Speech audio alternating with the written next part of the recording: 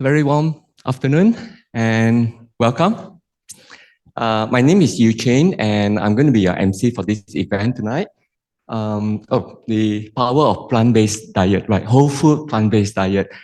How many of you have been to this center before? Okay, so for the rest of you, for those who have been, welcome back. And for those of you who are here for the first time, a very warm welcome. And I hope this will not be the last time that you come because this center, we try to organize a lot of activities that are meaningful and educational to the public. So hopefully this will be the first of many events that you'll join us. So firstly, thank you very much for giving up your very valuable Sunday afternoon to come and join us.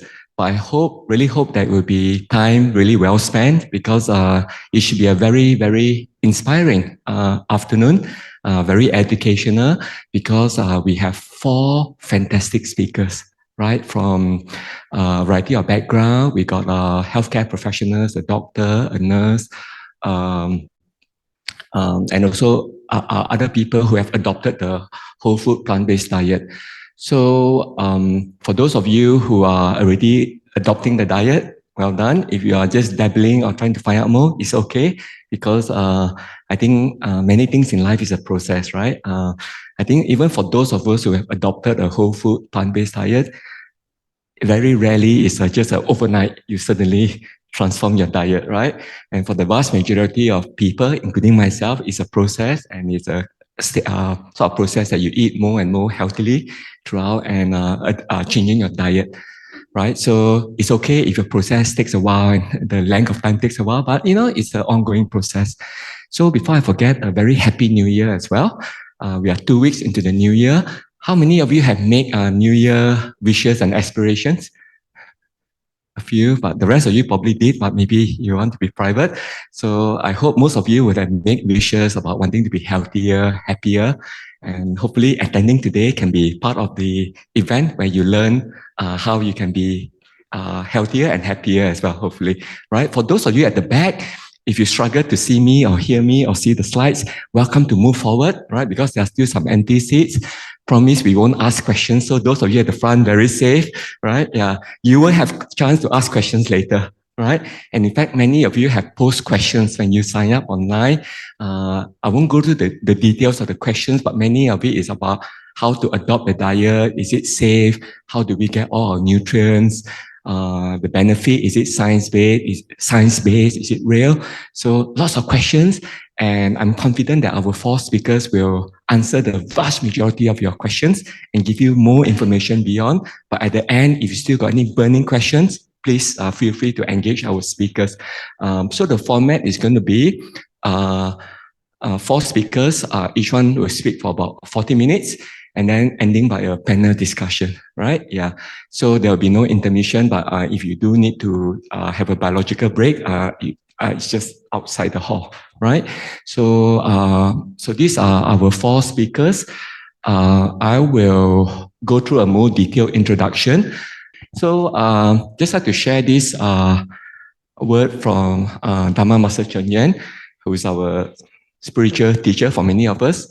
I encourage everyone to have the confidence to promote vegetarianism.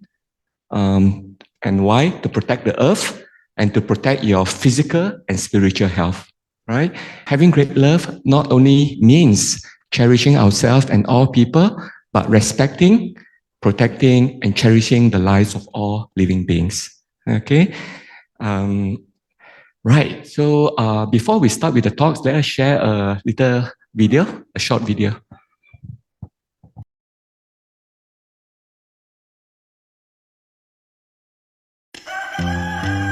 Rising in the morning, something's at the horizon, ready to step forward, embrace this challenge, see the rainbow colors on my plate, painting a healthy future, bringing joy and peace and harmony through a kinder world for all.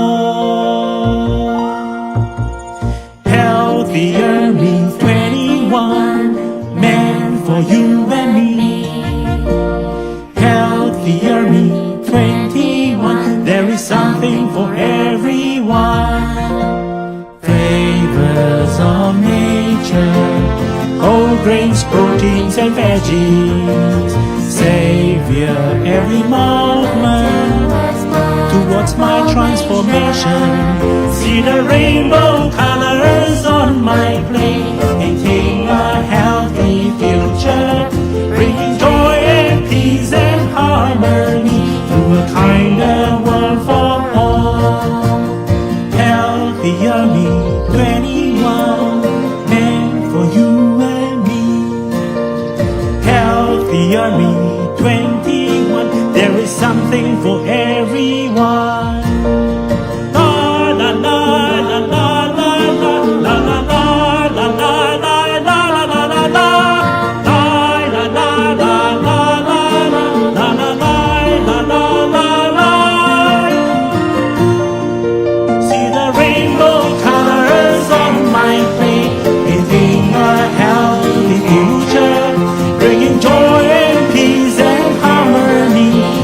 Kinder world for all.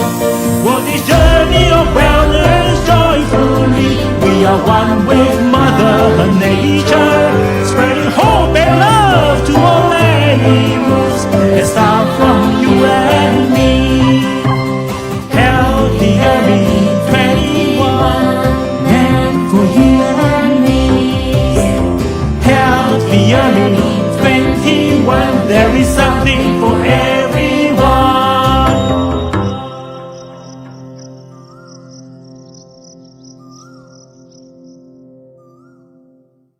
Do you like the song? Right, quite inspiring.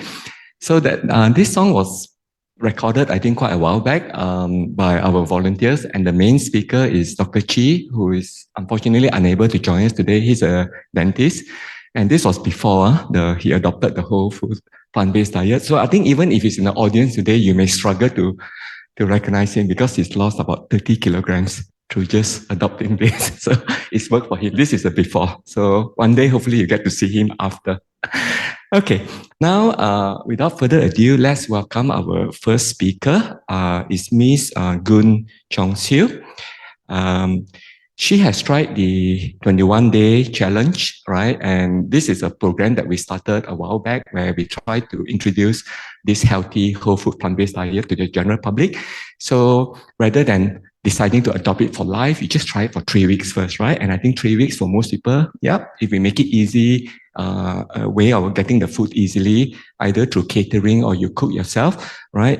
So Miss Gun is an alumnus. I mean, she's graduated from this program and she has adopted the whole food plant-based diet since July 2023. So coming up to 6 months. So it'll be good to hear from her how her experience is. And she has called herself a retired person since 2020. But this retired is not T-I-R-I-D, tired. It's T-Y-R-E-D, retired. So like got brand new tires. So that means she's entering her phase of her life where she's probably embracing new journey and, a more exciting part of her life, right? So her passion includes traveling, outdoor adventure, stay energetic, engage in the community through serving and volunteering. Just like I think most of you in the audience would like to be able to do that as well, right? So, and also she's trying to make time for continuous learning. So without further ado, let's welcome Miss Gun with a round of applause. Miss Gun. Hopefully I do not need my notes, but hello, my name is Chong Siew, and I am really honored to be here to share my journey. But first and foremost, I really thank Zuji for this opportunity. Now, before I start, I would like to share with you the outline. Basically, I will cover a little bit of my background, how I got started, then what was it like during that 21-day challenge, and some of the discovery and learnings. But more importantly, you are here to know what's the results of this 21-day challenge, right? Whether it really works or not. And how do I move forward because the challenge is after the 21-day challenge, because it's not easy. So with that, I want to ask this question to the whole audience. How many of you have this philosophy in life that you live to eat? Live to eat. Come on, you are Singaporean and Malaysians and you live to eat, no? Okay. How many of you is you eat to live? Wow, more than that. Oh, that is very good news. There's some hope in this world. Okay, for me, I actually walk to eat. So in other words, I live to eat. And that's why I enjoy walking in nature. And I find that walking kills 3 birds with 1 stone. It's just an expression. It means that I get to exercise, I get to have fellowship with my friends and catch up, and more importantly, I get to eat my favorite hawker food plus coffee, right? And that is how I actually, get a little bit carried away and cause my cholesterol to be very high, because I feel that if my cholesterol is very high, just walk more. I wish there's a solution to that, but it didn't really help me at all. So this is the background. In 2022, I hurt my knee through injury, and I had a tear on the meniscus. So I was laid off from walking for about a year, and my physical fitness dropped terribly. So I decided to, of course, get myself checked into physiotherapy, and also to have a TCM to tighten, my muscle ache, my joints, and so forth. And part of the reason why I joined Gym Tonic is, of course, to strengthen my muscle and basically my knee. So I joined Gym Tonic in May last year. Are you all familiar with Gym Tonic? How many of you are participants of Gym Tonic? Oh, good. Marvelous place. It is meant for senior 55 and above. So in this area, you have Khatib, Gym Tonic. That's where I belong to. And it has done such a great job in terms of my strength of my legs. So the purpose of it was to really recover and get back to my active lifestyle.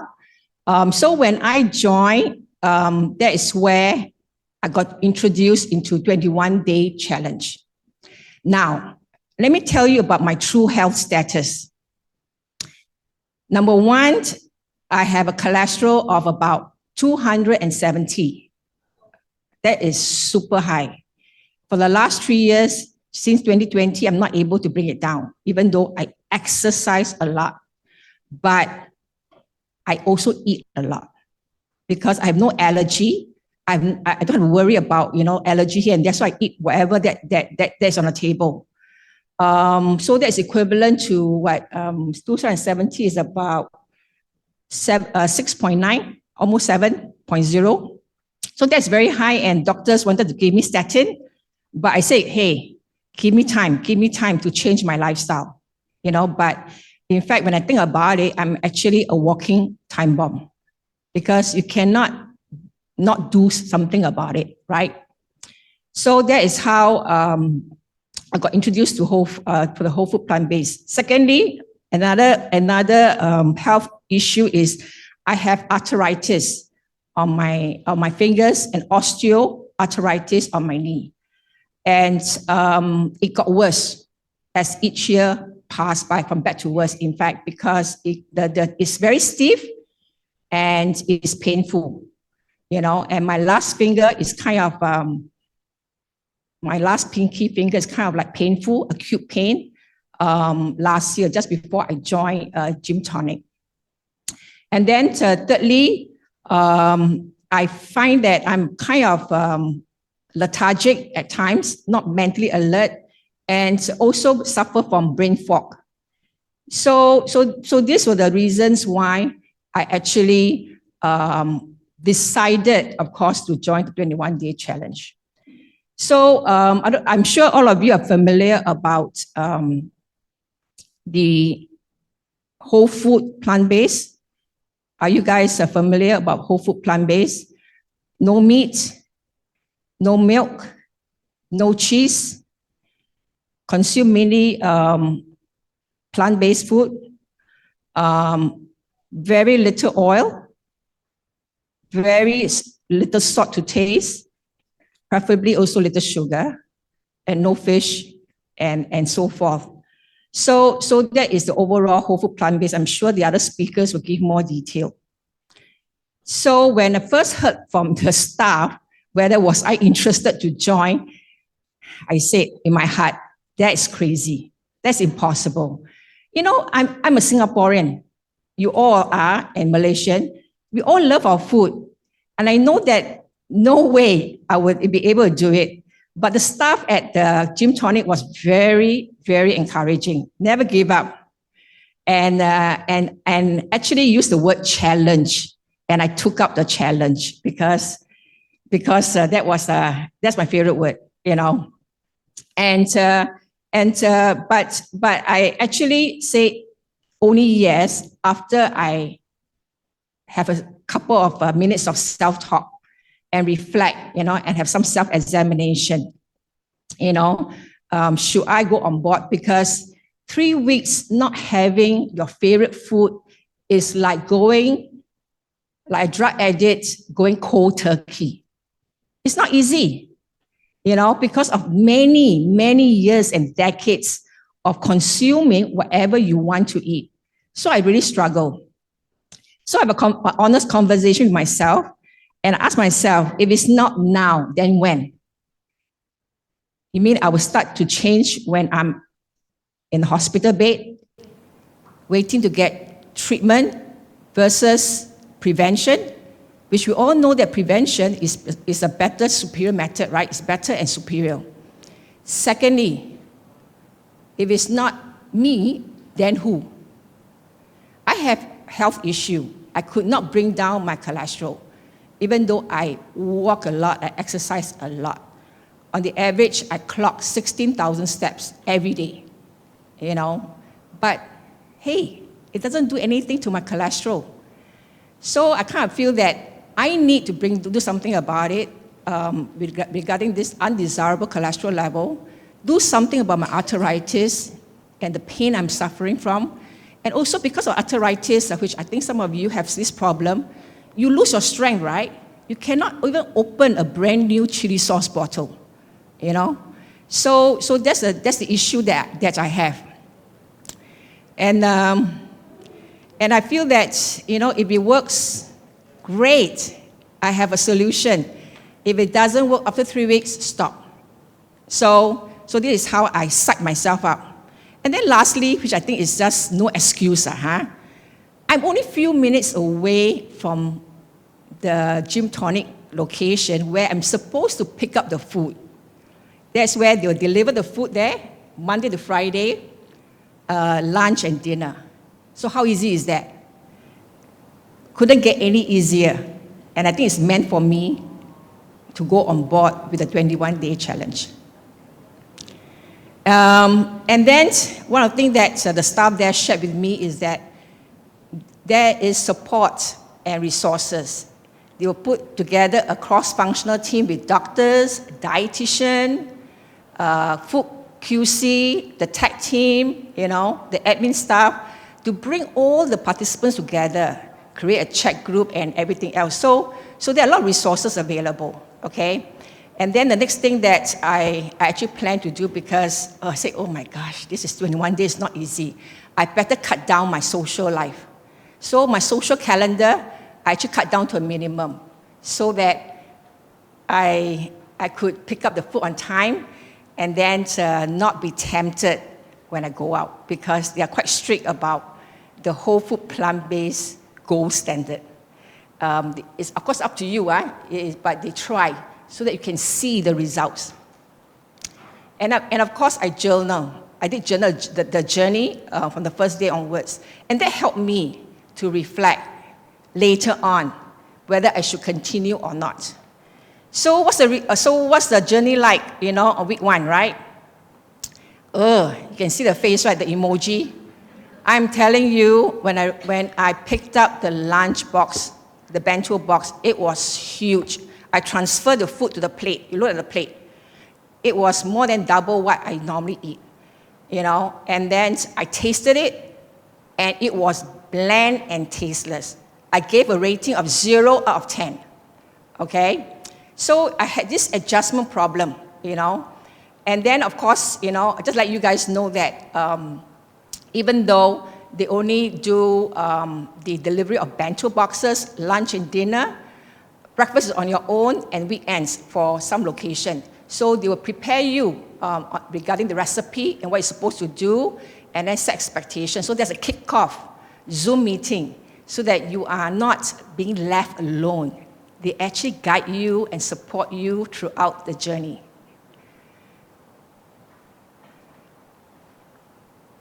So I put a star there, that's the 4th day. On the 4th day, things change. The first thing I noticed is my taste bud. All of a sudden, I don't know, the whole food plant-based dishes was very refreshing.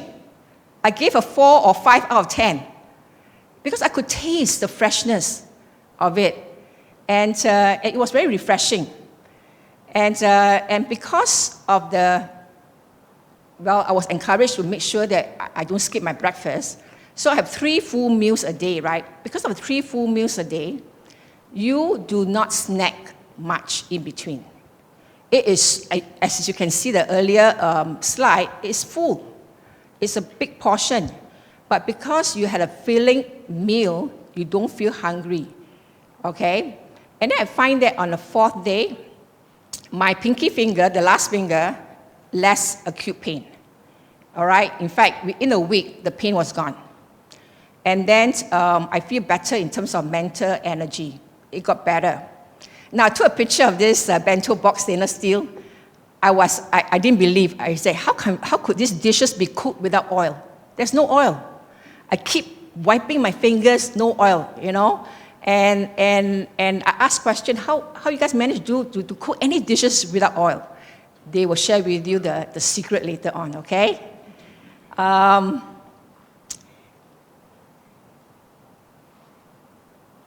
By the 2nd week, obviously, the taste bud changed, and I find that the plant-based dishes was kind of very refreshing. I think it's because of, we don't think much when we buy food, right? But outside, we all have to admit that it is more oil, more salt, more sugar, and artificial flavoring. So it does affect our taste bud all these years. And now, when I go out and eat, the minute if it's oily, I could straight away say, wow. So obviously, it's good to always eat more at home. So that is one thing I realized, that I was feeding my body with very unhealthy food. And they also teach you to be disciplined. During this whole 21 day, they teach you to be disciplined and plan ahead so that you are not grabbing a food close by or buy char siu bao or pastry, So when I'm out, extended period of time for meetings, I make sure I pack like cherry tomatoes or prunes, and always bring a bottle of water, okay, instead of buying boba tea, all right? These are a lot of sugar. And I find that, to let you know, my arthritis on my fingers is definitely less stiff, and by the 2nd week, I actually lost 2 kilograms. My temperament, I'm definitely less grouchy by the 2nd week, and I have less of the comatose switch because of the noodles, the egg noodles, the rice that I consume, they all are refined flour, so you tend to spike, the glucose level, and it makes you very, you just crash, in the middle of a day. What I find also, discover during this 2 weeks of 21-day challenge is the Zoom meetings they have every Sunday. It is so educational. I realized that there's so much things I do not know. And they will teach you things like how to read nutritional labels. What does it really mean? What are different types of whole food plant-based in terms of categories? So it's very, very interesting, and I learned quite a lot while I am going through these 21 days. And I find that it's no point, I won't say it's no point. It is one thing to read a lot, but never experience. But it's more powerful when you read and you're going through the experience. It will stay with you for the longest time. So, by the third week, pretty much, by the second week, you could see all the positive changes. So, let me show you the pre and the post blood test results.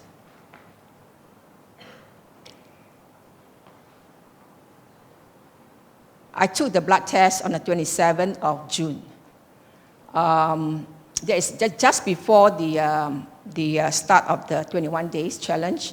And then after 3 weeks, that is the result. And to me, that is significant.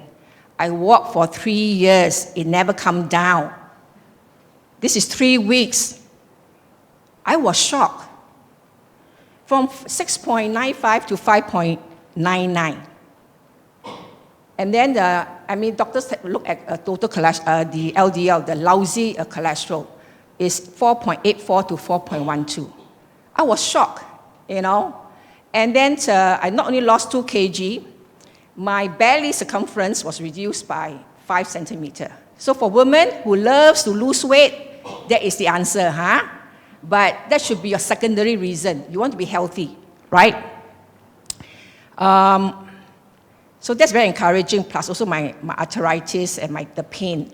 So I don't know what is it that I consume more, but I do know one thing is that I cut down a lot based on what they asked me to, and it has caused me to definitely reduce the inflammation on my joints. I don't know where, because I'm not a doctor.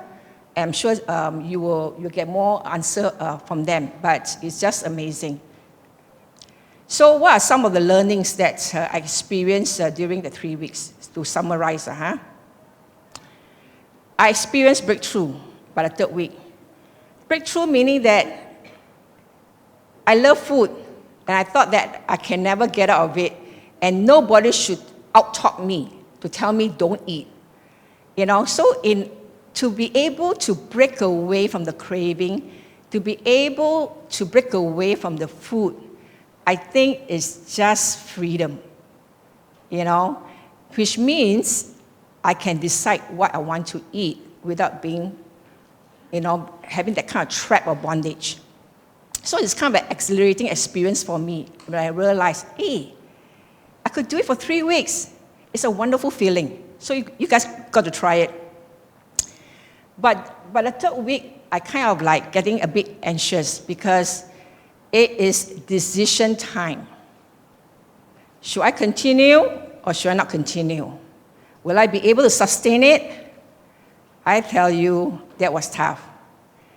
But then because I see the immediate results, in terms of what the changes in my body, and also we all know that you have family members, you have friends who has health issue in terms of cholesterol, high blood pressure, pre-diabetic or diabetic, and they are depending on drugs. That really, that really sink in, that I should not resort to the easy way out. Because I might take statin to lower my cholesterol and continue my old eating habits. Guess what? There'll be a next illness or disease visiting you. Then you have to take another drugs. And we all know that medication has side effects long term. Next thing is that you will come across naysayers. Naysayers are people who are very critical, who don't support you. They'll say things like, where are you going to get your protein if you don't eat meat, right? You live only once. Eat whatever you want. Don't fall into the logic, seriously. Because that logic is going to just to justify your action. So just be careful. The support of community, to me, is very important, and that's where I think we need more work to be done. Because that is what happened after the 21-day challenge, right? So a lot of people have not heard, or due to lack of understanding, they are not on board with it. The fact that you all are here is amazing, and thank you, really being here, and at least choose to listen and see how that goes. And how do I manage the social settings and vegan eatery? Because I do not want to scare off my friend, or maybe because I'm awkward or whatever it is, I actually will tell them that, I'm on a special diet, on a special strict diet, which I am, all right, because I have a high cholesterol. That will help to not give a negative message to other people. What? You're on a whole food plant-based diet, Because sometimes it can be quite negative, right? So just say that you're on a special diet, and you appreciate if you go to a restaurant with a wider menu option. So I think that's something that you can start with, how you manage social settings. And also if they order roast duck, Peking duck, either you abstain or you just eat one piece out of courtesy. So this is what I normally do, so that you are not a social outcast, okay? So let me give you an example. So when I made the decision to go on whole food plant-based, I was very anxious, and I talked to the staff at Gym Tonic a lot, how they move from meat eater to vegetarian, vegetarian to vegan, vegan to whole food, and how long it takes. Then it brought a smile to my face, because it took them a couple of years. So it gave me a lot of encouragement that you don't have to go on board 100%, because that is very stressful and it's impossible, okay, unless I lock you up in a prison, all right? So it's very hard, because we have to be real about it. So this is my goal, okay, this is my goal. I will transit to 70% whole food plant-based diet starting August the 1st to February 28th. I extended a little bit because Chinese New Year is coming. I got to be really realistic about it, So when I made that decision, I felt that it's very important to come up with a realistic timeline and what you need to do. You got to write it down, because if you don't write it down, you don't take action, then you're just pushing it away, and then finally you just fall off the bandwagon. So one of the things I did was to remove all ultra-processed food. Ultra-processed food, like for example, potato chips is ultra-processed food. I know, I love potato chips, but I have to stop. And I replaced the normal soy sauce for soy protein seasoning with low sodium. Then I used my sibling helper to prepare homemade chili sauce. No more chili sauce that I purchased from grocery store, because all these have a lot of salt and flavor, artificial flavoring. And then I start to consume more, example, brown rice pasta. Okay, I will not buy meat and fish, okay, and bring it home. I actually invest in a blender, because I want to blend my own non-dairy almond or non-dairy, tiger nuts, whatever it is, to add to my oatmeal or as a beverage. And I told myself to take breakfast before leaving home, because I never take breakfast when I leave home to go for a walk. And that is why I got so hungry by 10 o'clock, and I tend to overeat. So 3 full meals are important. You can cut down on the portion size, maybe by dinner time, all right? And then because I'm not a good cook, but at the same time, it's not an excuse, I was determined that I should prepare 2 meals a day and give myself, a chance to go out and buy food, but of course, more towards non-meat, more towards salad and vegetarian type. And then, of course, I told you, bring along water. You have to drink a lot of water. And then focus on the rainbow of fruits and vegetables. Stock it up in your refrigerator because each one provides different nutrients and vitamins and minerals. And I try to take note, and talk to people, where's a nice restaurant, vegetarian restaurant to go, where's a nice, cafe. So poke, teary, QQ rice are all good choices. And also to hold myself accountable, I do blood tests. Once you see blood test result, you know that whether do you cheat or not, right? So did I cheat or not?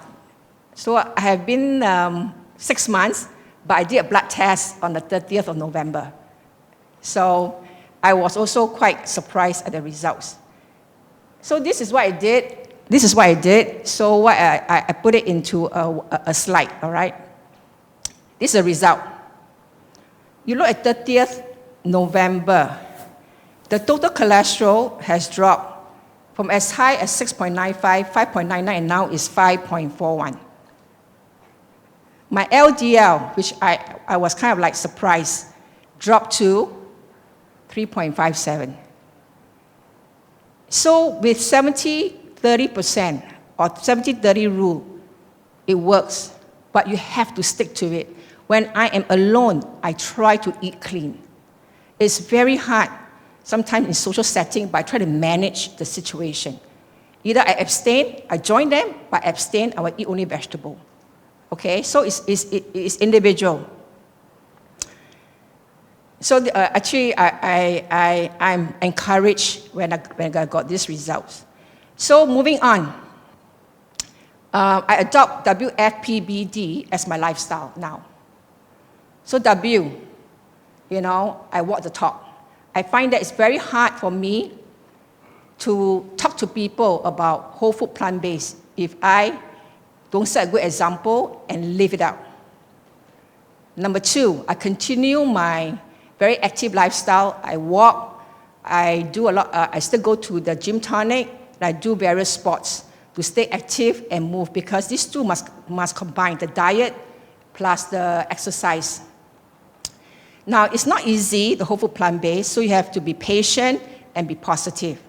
You're not going to have people cheering you on, They will encourage you, say, ayo, eat one time, you will not die. I know, I told them. However, every time I give in different occasions, you open a bigger door. Am I right? It never ends. So I would eat a piece just for social reason. B, I find that along the way while talking to the staff at Khatib Gym Tonic, I find that it's a bigger cause that I should embark on. And that is that we all know the statistics and data all over the world, including Singapore, that we are moving in the wrong direction in terms of disease, illness, death, cancer, heart attack, I don't know, all these things. The richer you are as a country, the worse is your health. Why? It never struck my head, because I eat whatever I want. Then as I step back with this whole food plant-based, spend more time reading and doing some research, I say, oh my gosh, this is not a direction that we all should be moving forward. And my siblings all have high cholesterol. And some of them choose to go on statin, but continue with their usual old habits.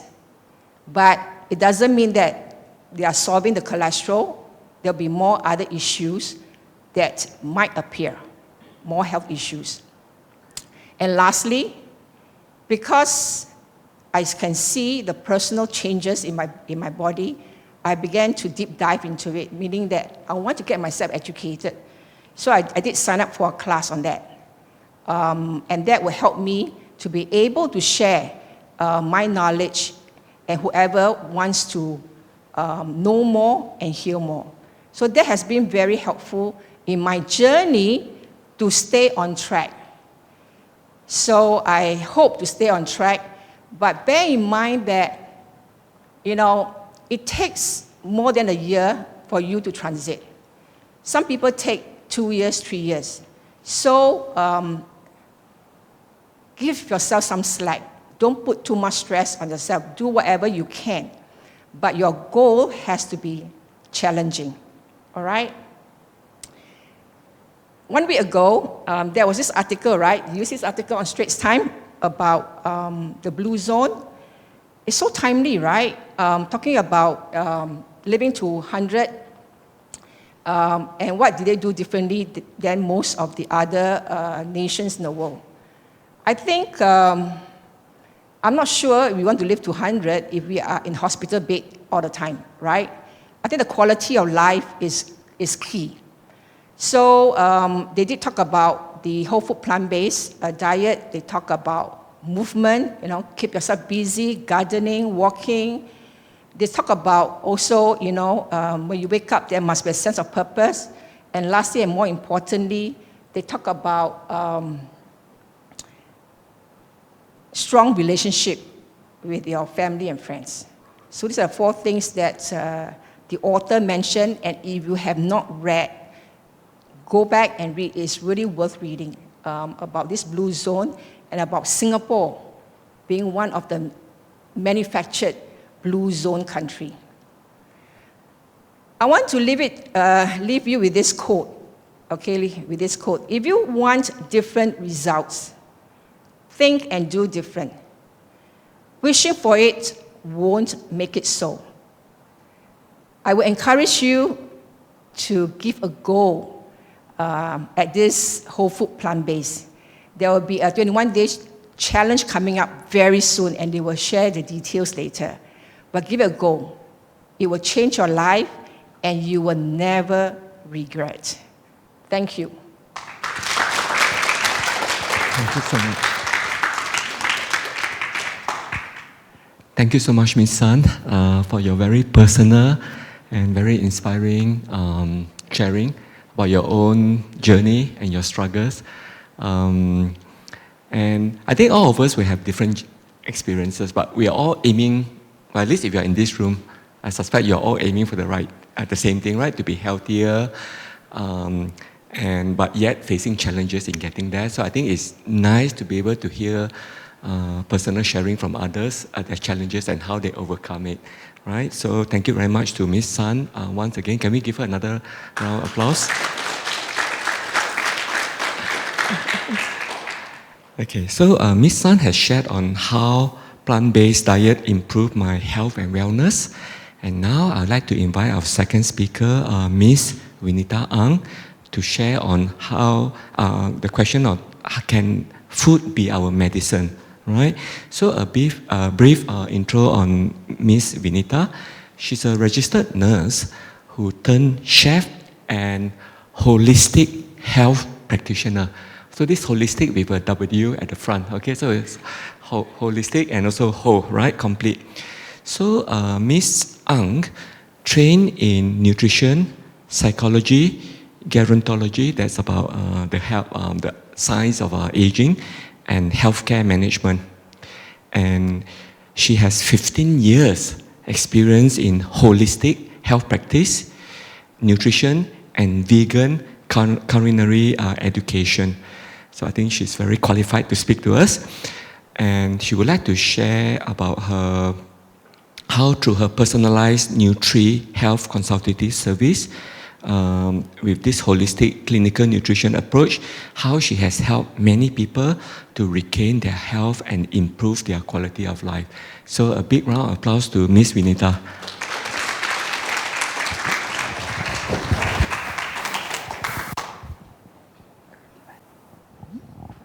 Okay, good afternoon, everybody. I'd like to thank Dr. Ho for the introduction. And also Xing from Tzu for inviting me here. And in fact, actually, this is the second time I'm standing on this stage. Because it was back more than 1 year ago, I talking on the same topic, but in Mandarin. So maybe all of you haven't heard because you are all listening in English. Okay, I think after hearing what Chong Siew mentioned, are you all convinced that food can medicine? Because the whole food plant-based have healed, how to say, she have many benefits, reduce her weight by inches and by weight. And also cholesterol, and also the, I think most important, her arthritis. It's not easy, you know, to lower your, actually the key thing is sugar.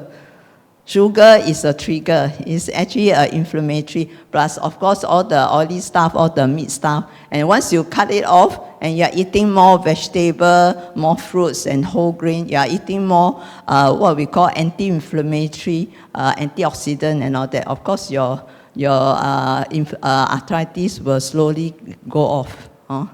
Okay, so maybe some of you will have your own experience. I hope at the panel discussion, you can share with us your experience also, because we are all learning from each other. So now I begin with sharing with you my story. Okay, I'm a registered nurse. I think you know my age, I don't need to tell you. From the uniform I wear. Okay, so I last worked in National Cancer Center. That is the old building, you know, in Singapore General Hospital campus. I was working there 7 years before I leave. Okay, you can imagine now the building, how big. They already moved to the new building. The new building is 24-story high and much bigger than my former National Cancer Center. So it's about 4 times more. Last time we only 6-story. So the number of cancer patients have increased tremendously. And during the 7 years in Cancer Center, I actually see a lot of suffering, including both my parents and my maternal uncle. They passed away of cancer. So I'm actually coming from a very high-risk family. And there's some friends and relatives who will come and approach me. He said, hey, doctor say, your blood count drop, you have to stop your chemotherapy. So when you stop, you are worried, right? So what will happen to my treatment, my success? So they kind of approach me, hey, what to eat, how to take care? The doctor only say, wait and see, wait and see. So I tell them, I also in the loss, because as a nurse, we are not trained. So what I do is, I took out a dual diploma, because I'm thinking that how can I help them? Since I'm working in Cancer Center, I can spend part-time studying. So why I choose a dual diploma in, here is the pointer. So anyway, the dual diploma I took out is because I actually looking for a course, which I'm not sure you all heard, called psychonutrition. That means to study about psychology, your thinking, and the food you eat. But I can't find this course in Singapore. So what I do is I found the American Institute where they offer, you can do a dual diploma. So I took up this dual diploma. They may study 2 diploma concurrently. And what I feel strongly is that what we eat, what we think, it affects what we eat. And what we eat, of course, affects our health. And actually, I'm a very practical person, so I always apply what I'm the guinea pig. So I will apply what I learned, so to myself first. And I actually heal myself. I actually have very bad sinusitis until I have to use the nose spray, the steroid nose spray. But after changing my diet, I start to drink raw vegetable juice and all that. And my sinusitis disappeared. And I changed my eating habit, the food I combine eat. Then I got no more gastric pain. So it's like I heal myself. Then after that, my friends and relatives asked me again. I said, okay, you want to try or not? I let you try. So I advised them on some food therapy. Their blood count go up, I was surprised.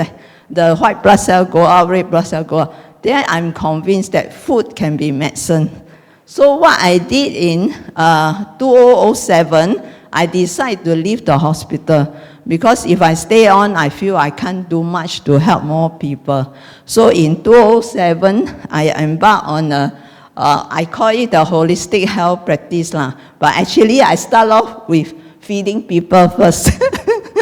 So I opened a cafe, which is at Cabbage Plaza basement. So I'm not sure any of you been there. So I serve plant-based whole food there.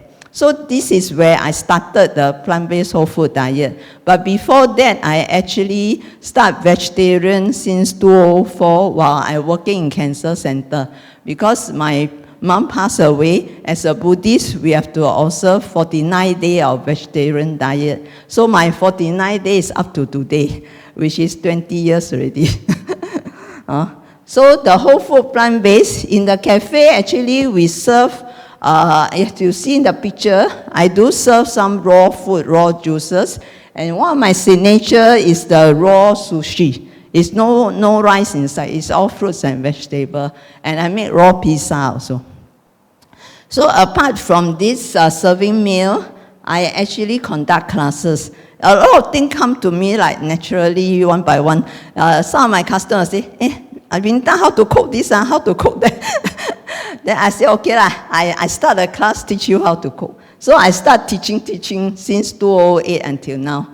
So I do teach baking class, raw food class, nutrition, as well as mobile radiation. Why I include mobile radiation is because as I work in cancer center in the basement, where the radiotherapy, the treatment machine and all that. Of course, I'm not inside the machine room, but my office is the in-between, sandwich in-between. So I'm actually working with doing some data work with the computer.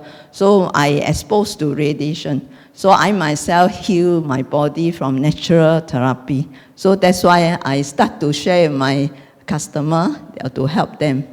And after close my cafe, I actually continue to teach. And till now, the COVID start in March 2020, right?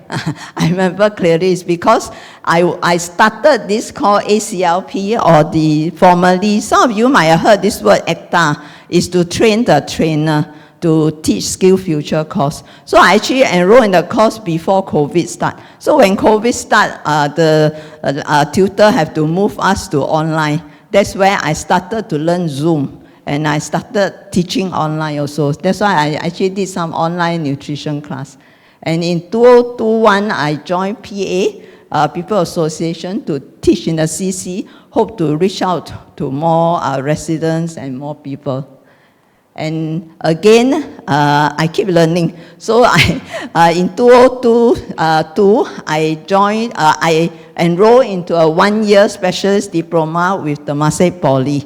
It's a very practical course which I treasure a lot, because from there is the time I actually learned how to, in fact, to improve my muscle health and my bone health. So overall, during that time, I again apply what I learned.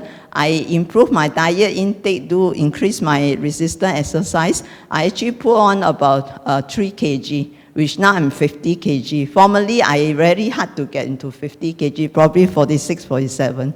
So, and also, I like to share with you the difference of plant-based diet, because I'm the only vegetarian in the class. You can imagine in the class of 30, nobody are vegetarian. So my classmates use me as a subject, because we have to do a lot of projects. Then we call 24-hour food recall. That means to write down all the food and drink you take for the whole 24 hours. Then we calculate the nutrient, whether how much fat you eat, how much protein, how much carbohydrate. So they found that actually just by my plant-based diet, I can achieve 75% of calcium. Because a lot of time I think vegetarian diet will concern, you got enough calcium or not? Actually, we can get enough calcium if you are eating whole food. Then the other thing is protein. So I also managed to, in fact, exceed my protein intake. I managed to meet. Plus the most important, I think, is iron. A lot of time people thought that, oh, you vegetarian, you'll be anemic. Actually, it's not true, no? my iron is very good. And actually it's proven by my blood test also. Usually I check my hemoglobin, my B12. You know, B12, you should be above 185. So I'm able to achieve about 300 to 400. So it's kind of a plant-based diet person. And opposite my sibling who is eating some meat, her B12 was, I think, 160 something only. So they are even lower than those of us on plant-based diet. Okay, as what Dr. Ho mentioned, I actually provide this called the Nutrition and Health Consultation Service. It's because being come from cancer center and from the healthcare professional, so I'm able to use my experience plus my knowledge in nutrition and cooking to help more people. So what I did is that I give them one-to-one consultation, but in fact, I actually help the whole family. So what happened is when they come to me, I actually advise them, and the family will give them support, and they will also eat healthily also. So it's that you are helping more and more people.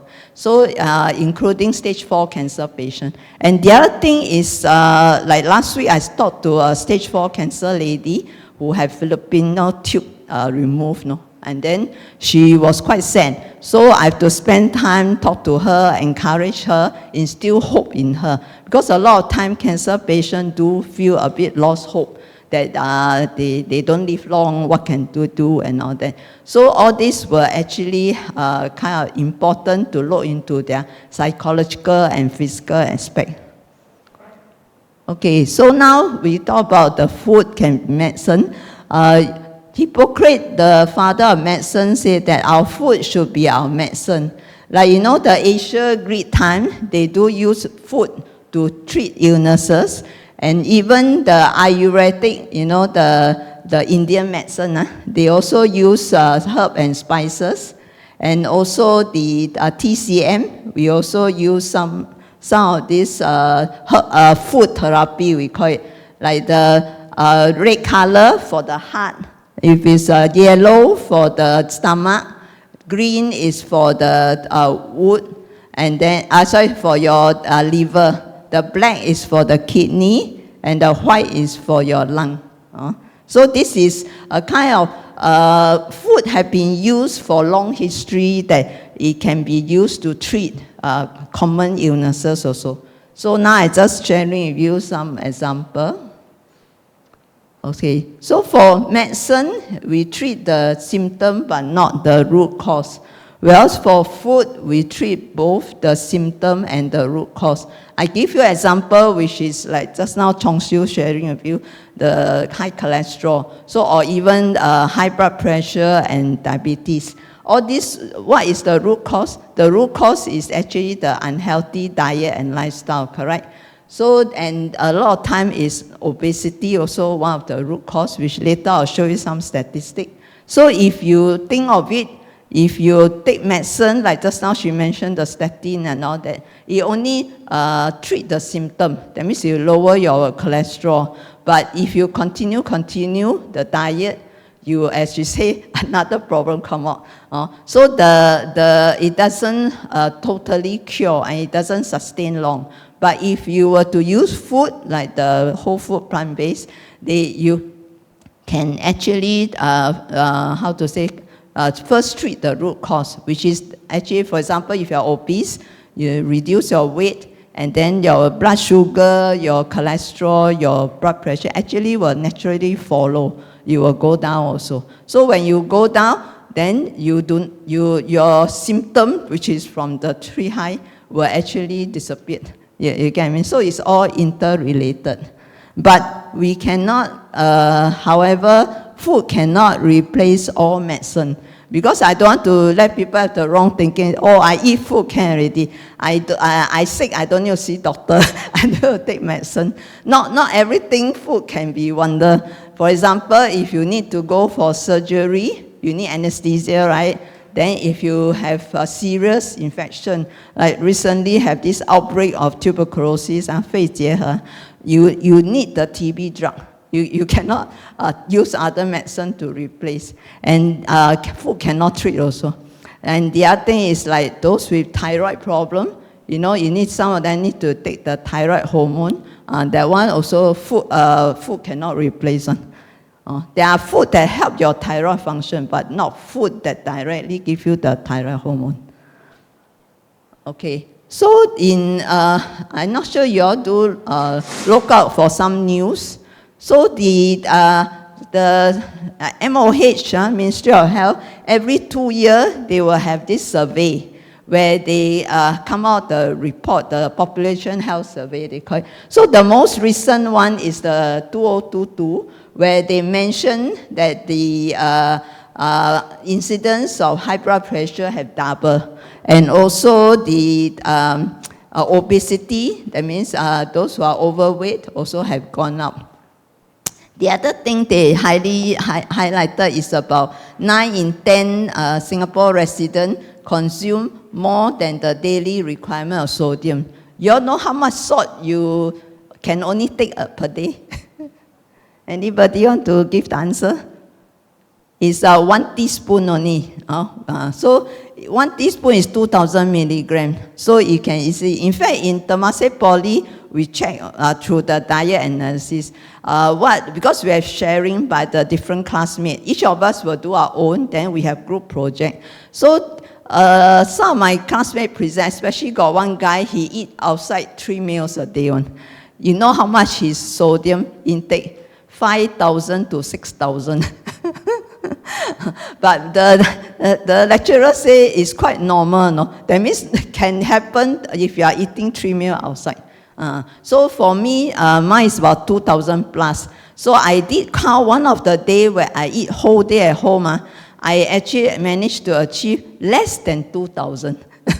It's because we use very little salt in our cooking actually. In fact, I think Chong Siew experience, you can see the progression. I like to see the chart she put. Your taste bud change. So now, like she and me, when we eat, we can eat just the vegetable like that. Don't put anything also can. It have the natural taste. Okay, the other thing I'll highlight to you is about diabetes. It's actually quite scary, no? We are the #1 in the world, no? To lead the diabetes-induced kidney failure. That's why you see more and more dialysis center opening. And then in 2050, it will increase up to 1 million. So we only 5 something million. So imagine 1 million people got diabetes. And that's why they call it the tsunami, the kidney tsunami, because more and more kidney diseases. Okay, so when you have high blood pressure, high cholesterol and all that, if you do manage well, and plus, you know, all the medicine you're popping do have side effect, right? And a lot of times they are quite, affect the kidney and liver function. That's why the doctor need to check your blood periodically. It will lead to not just heart attack and stroke, kidney failure, liver failure. And when your organ fail, you cannot reverse it. So that's why we do not wait till the day comes. Just quickly share with you a story. I have quite a lot of success stories to share with you. So I do take care of one 70-year-old lady. She's on vegetarian diet 30 years, but her diet is unhealthy. When I visited her, I opened the fridge. I was so surprised. The whole fridge, you know what is inside? Mock duck, mock chicken, all the all the gluten stuff, all the frozen stuff. So I told her, please throw away all this. Then I teach the helper to cook plant-based whole food. As you know, kidney disease, the diet is very challenging. It's not easy to manage. You have to low protein, low salt, low phosphorus, low potassium. So I have to teach them carefully. But after changing her diet for 2 months, when she first called me that time, she cannot even talk 1-2 words long. No? She just talk 1 word, she cough, and then breathless. So I also like heartache. So I say, never mind, I come to you. So I go and visit her. So after 2 months of teaching her, changing her diet, plus boost her health with some nutrition supplement, she managed to put on 2 kg. And she cannot walk much. Now she can walk with assistance. And then she more appetite, more energy. And even her doctor, her kidney dialysis doctor, is very happy that her kidney do improve. So what I'm trying to say is that I cannot reverse her kidney because it already failed, but I can improve her quality of life. So what we are seeing a lot is they either have not failed, you try to save your kidney first. But if your kidney already failed, you can still save but improve your quality of life. Okay, I'm not sure some of you heard of Dr. Catwell Estersin. He wrote this book, Prevent and Reverse Heart Disease. In fact, you all know the former health minister, Mr. Koh Boon Wan, he went for the bypass heart surgery. He adopted his diet, include President Bill Clinton, the US president. So this Dr. Catwell Estersin and his wife, actually they are on plant-based diet for 20 years. They came to my cafe for an interview by the Chinese newspaper. So what Dr. Estersin mentioned, I just highlight to you the key point. He said that every mouthful of oil, animal meat or dairy will injure your endothelium. And affect they call it the ability to produce nitric oxide for vascular health. That means if you cut off the meat, the oil and all that, you are eating plant-based protein source, which have the amino acid called L-arginine. It actually builds your nitric oxide production. So it's like a natural blood thinner. No? So you don't need to eat your aspirin or whatever. You eat this L-arginine from plant source like soya bean, nuts, even pumpkin seed is very rich in this one. You will have a smooth blood flow. That's naturally your blood pressure come down. So there's the importance of power of whole food plant-based. And of course, he emphasized a lot of time minimum oil. Okay, the other study is actually on, you still eat a bit of, take a bit of milk or egg. We call it lacto-ovo vegetarian, but you are mostly eating plant-based food. You can still lower your blood pressure. So taking a small step, you will still improve also. Why is that so? Is because a lot of time all these plant-based food have rich in heart health mineral like potassium, calcium, and magnesium. And of course, just now I mentioned that protein called the L-arginine. The other thing is about legume. I like to emphasize on legume because the legume is a whole bean, which like I think Chinese don't eat so much. Actually, we should adopt some of the Indian eating, some of the Muslim eating.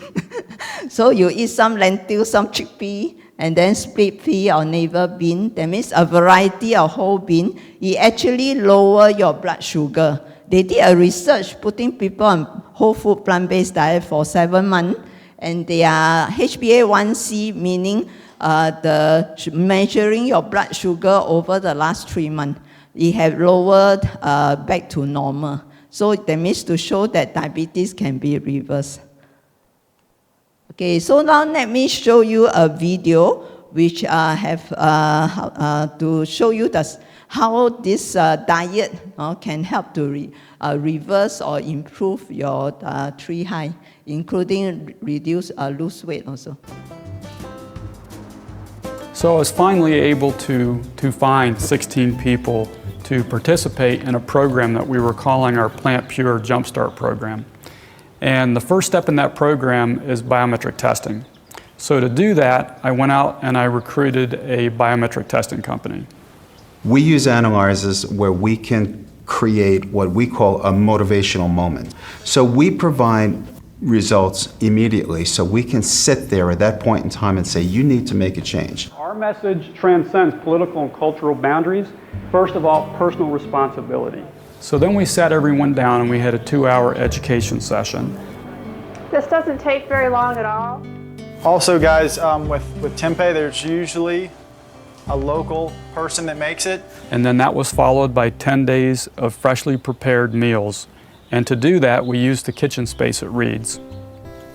We started out with a lot of traditional recipes and we veganized them.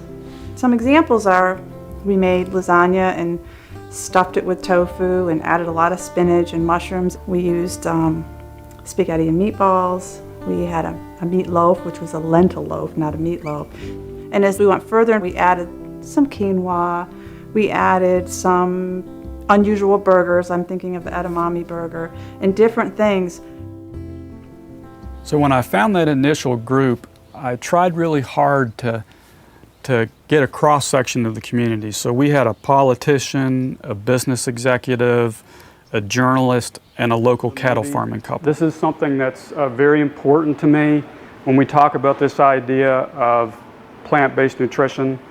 We will do it again in 10 days. To me, the essence of what we're doing here is we're talking about taking control of your health out of the hands of the industry and government and putting it back to you.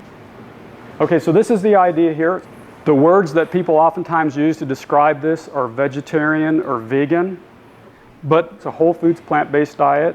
Do you want 3-bean jambalaya? Whole foods is important because you can be a junk food vegan. You can eat lots of sugar and oil and be very unhealthy. So the meal plan that we're going to be giving you is made from all whole foods components. No way. So your total cholesterol was 176 and it went down to 139.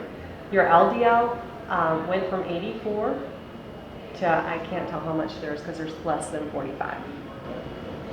Really? Yeah. Can't get any better than that. That's Thank pretty you. fun. Triglycerides were 153, which was at risk, and they dropped to 66. My goodness, that kept me from getting the best life insurance rate that I could get, the triglycerides being high before. So that's...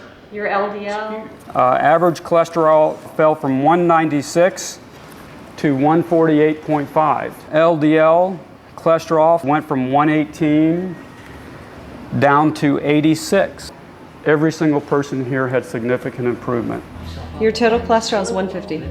But my intention is to do this. Is that accurate? Yep. Is that thing working? Is that, And we say that what you may find. you are kidding me. Triglycerides are 98. They were 395. Are you sure that's accurate? Holy moly. Oh, really? Yeah. Wow. Total cholesterol is 277, went to 150. That'll be good. This is going to be a lifestyle. It's amazing. That's awesome. Wow.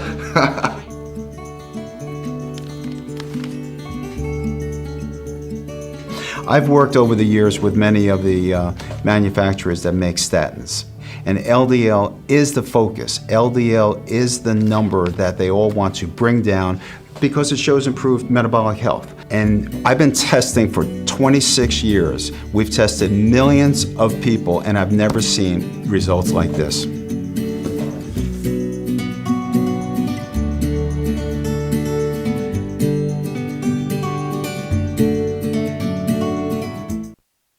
So now, are you convinced?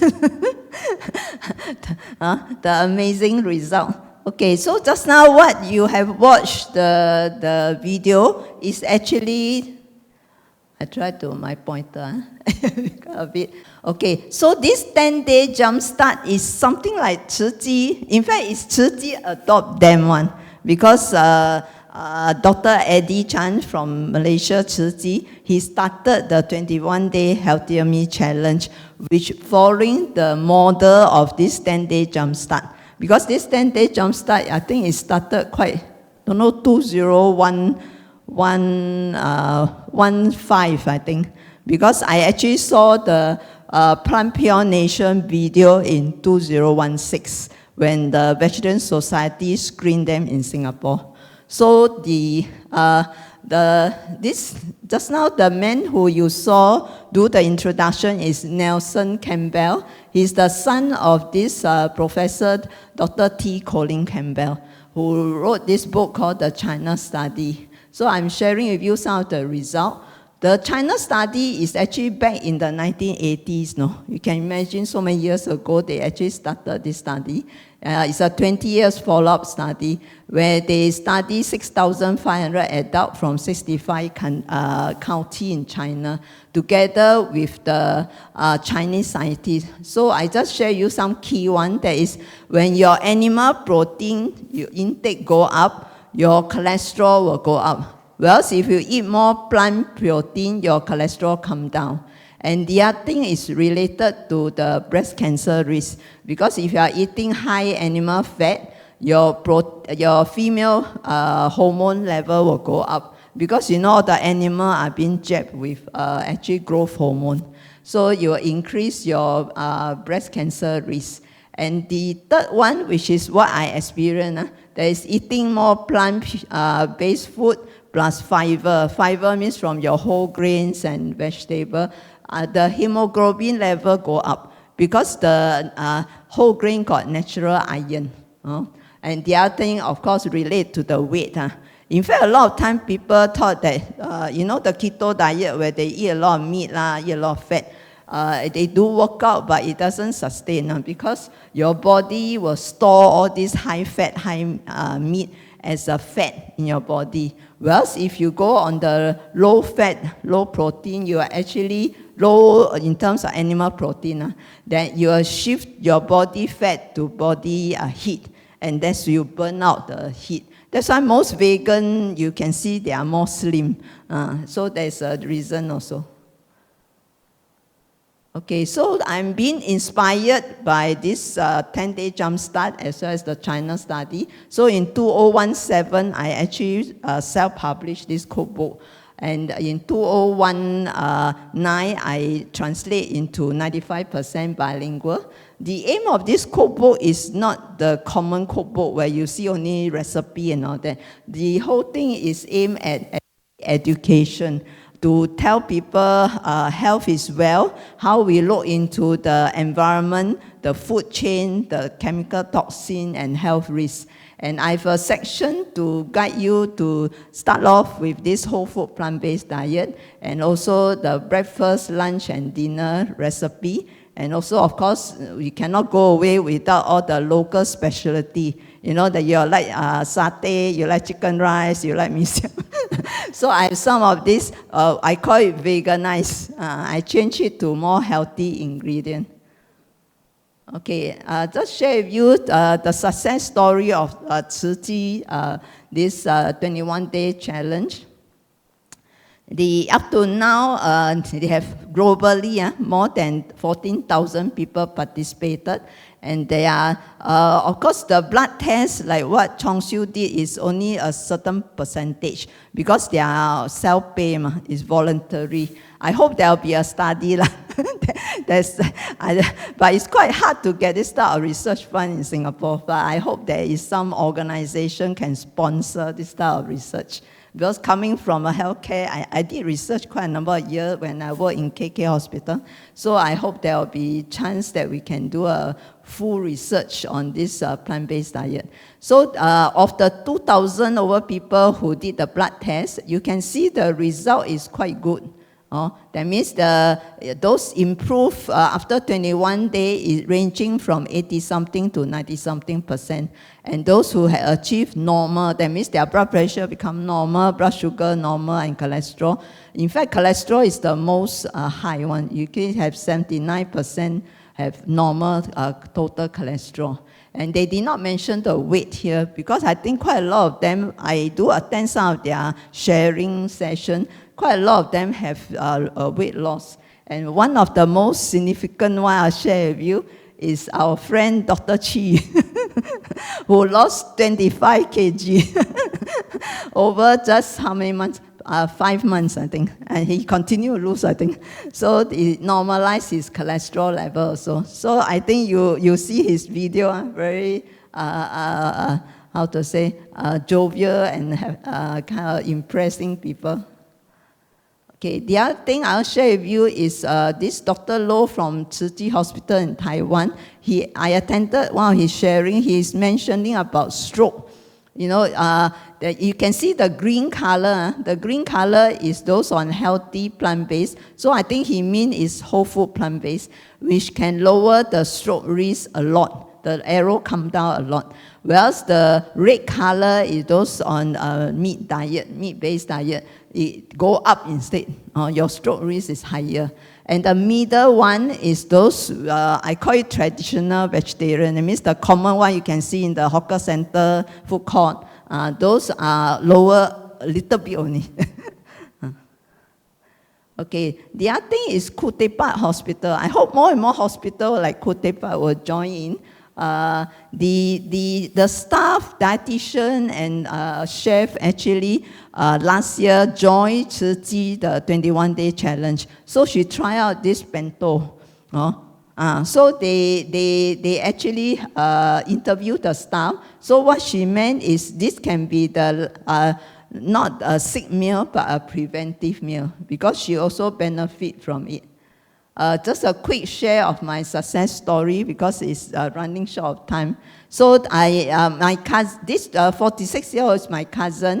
She also have able to lower, her blood pressure, blood sugar, and cholesterol all come down after trying out the whole food plant-based diet.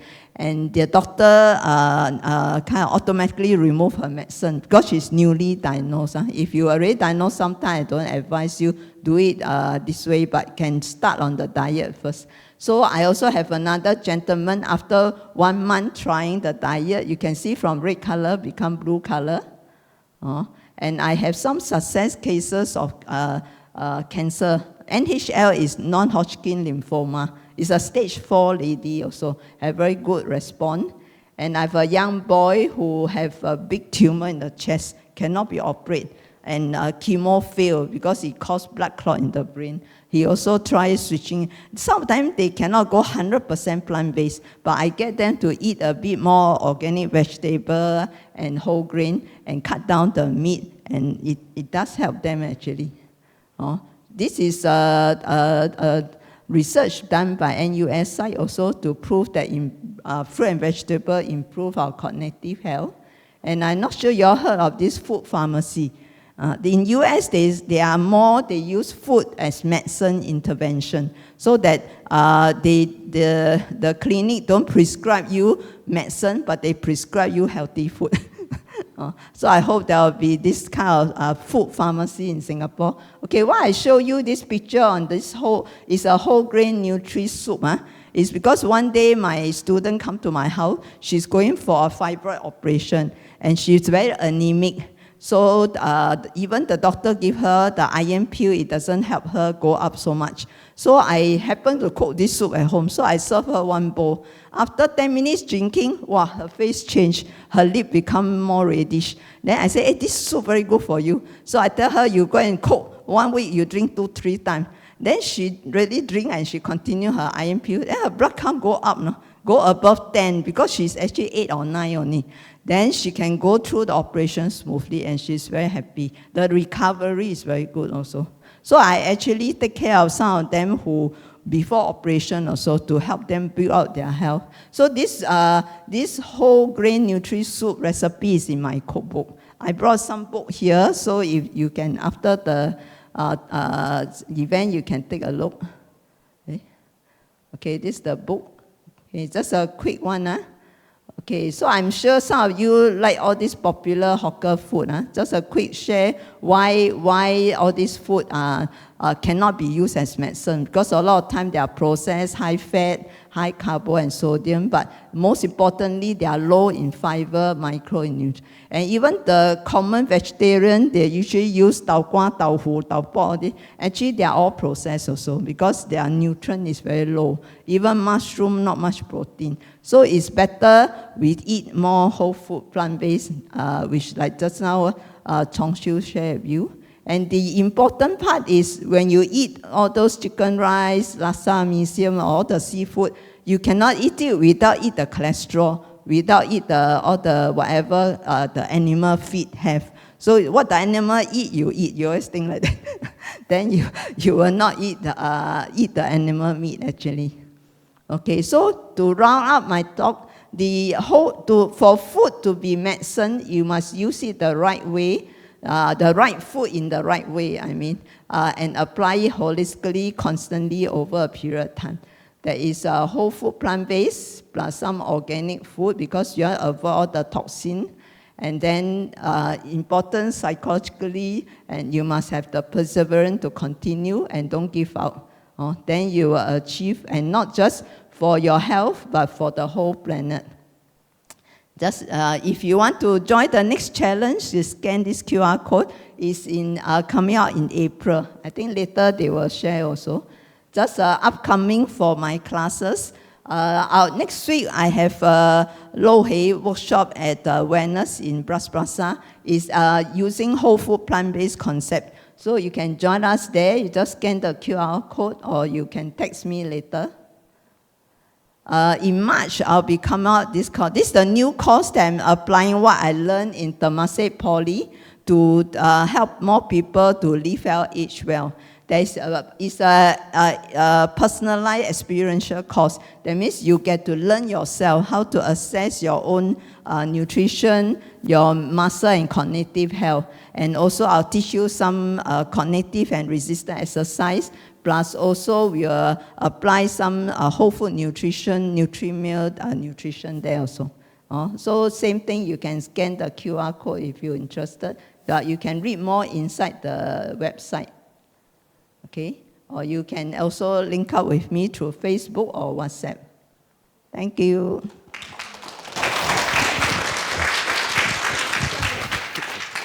Thank you so much, Sister Vinitha, for your very inspiring sharing and your own personal journey. And actually very inspiring, how she's adopted this approach of lifelong learning, right? And I think we should all be doing it, right? I've been practicing for 25 years, and I can tell you that what I've learned as a student, right, a lot of it is outdated. There was hardly anything on this lifestyle nutrition, and even current medical school curriculum is still very lacking in this. So I wasn't fortunate enough to have Sister Vinitha teach me when I was much younger, but better late than never. So do you believe that food can be medicine? Yeah, okay. Or at least it will reduce the need for medicine, right? Yeah. So can we give Sister Vinitha another round of applause? I wanted to say that today's talk is being Zoom live. So for all the audience on Zoom, welcome. Sorry I didn't address you earlier. And it's nice to know that Dr. Eddie, who started this 21-day challenge, is online, and Dr. Chi as well. So thank you for joining us. Okay, so the next speaker is Dr. Charles Johnson, whom I got to know only last year, but a very inspiring guy. And I'm sure he's going to share on the basics of healthy plant-based eating. And just a bit of intro about Dr. Johnson. So he's an emergency physician, fellow of the Royal College of Surgeons of Edinburgh. And he does medical evacuation and repatriation through any route, right? Through the land, sea, or air. So, touch wood, if any of you ever travels overseas and fall ill, Dr. Johnson will come to your rescue. But if you adopt the whole food plant-based diet, no need to engage his service there. Okay, and then he's a lifestyle medicine physician. So he's also someone who's gone on to this lifelong learning approach, right? Going for additional qualification after the basic degree. And so he's accredited with the International Board of Lifestyle Medicine, and he provides consultation on reversal of lifestyle disease, right? And he's certified in plant-based nutrition as well from Cornell University. So Dr. Johnson believes in plant-based eating as a means of achieving optimal health, reversing chronic illness, and being kind to the planet and the animals that we share the earth with. He also sees great potential in plant-based food as a means of achieving food security, very important for Singapore, right? And without compromising on taste or nutrition value. And above all, he really believes in kindness and compassion. So let's welcome Dr. Johnson on the stage. Hi, good afternoon, everybody. Thanks, Suchi, for inviting me here today. And I also learned a lot from all the speakers before me. So I think, yes, actually, learning is a lifelong journey. It never ends. In fact, I graduated from medical school 32 years ago, 1992. And 5 years of medical school, I think we hardly learn about nutrition, we hardly learn about lifestyle, about control of your own health. I think there was maybe 1 or 2 lectures, 1 or 2 hours of lectures on nutrition, but I think I either slept or I never went because exam not counted, you see. Then I went on to specialize in emergency medicine, another 5 years or so of training. And we learned how to fix broken people, broken bones, how to fix heart attacks, how to fix strokes. But we don't actually learn that we can empower people to prevent it. So today, like I say, I'm here. I'm not here to change you. I can't change you, okay? But I can put that seed of knowledge inside of you that says that what you put in your mouth is actually a connection to your own body, to all the animals we share this earth with, and to the earth itself. And maybe, this will help you in your journey, in your practice of leading a life that is kind and compassionate. Okay? So, we've all seen pictures of very beautiful farm animals. I think sometimes when you go overseas, you will also see that there is, you go farm stay and everything. It looks very nice and very beautiful, and you can milk the cow, and you can pet the chickens, and everybody's the animals are happy, the humans are happy. Okay, the cows lead beautiful lives. You can hug your chickens, you can hug the baby animals. Okay, and then you go home, and this is, in Singapore, like I say, we're all foodies. So we always say, it's, when you ask your doctor, what should I eat? Then we, because we're not trained, okay? So we'll say, you just eat balanced lah, or we are guilty. I mean, for many years of my own practice, I'm also equally guilty. I'll tell patients, you only live once. When I see cancer patients, they tell me, what should I eat? I tell them, as long as you can get something in your mouth, it's okay.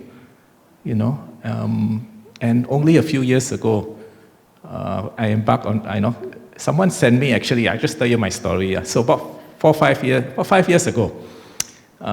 So I eat balanced diet, exercise, do what everybody else does, right? Then I'll tell patients, there is really, what I'll tell them is essentially there is a pill for every ill.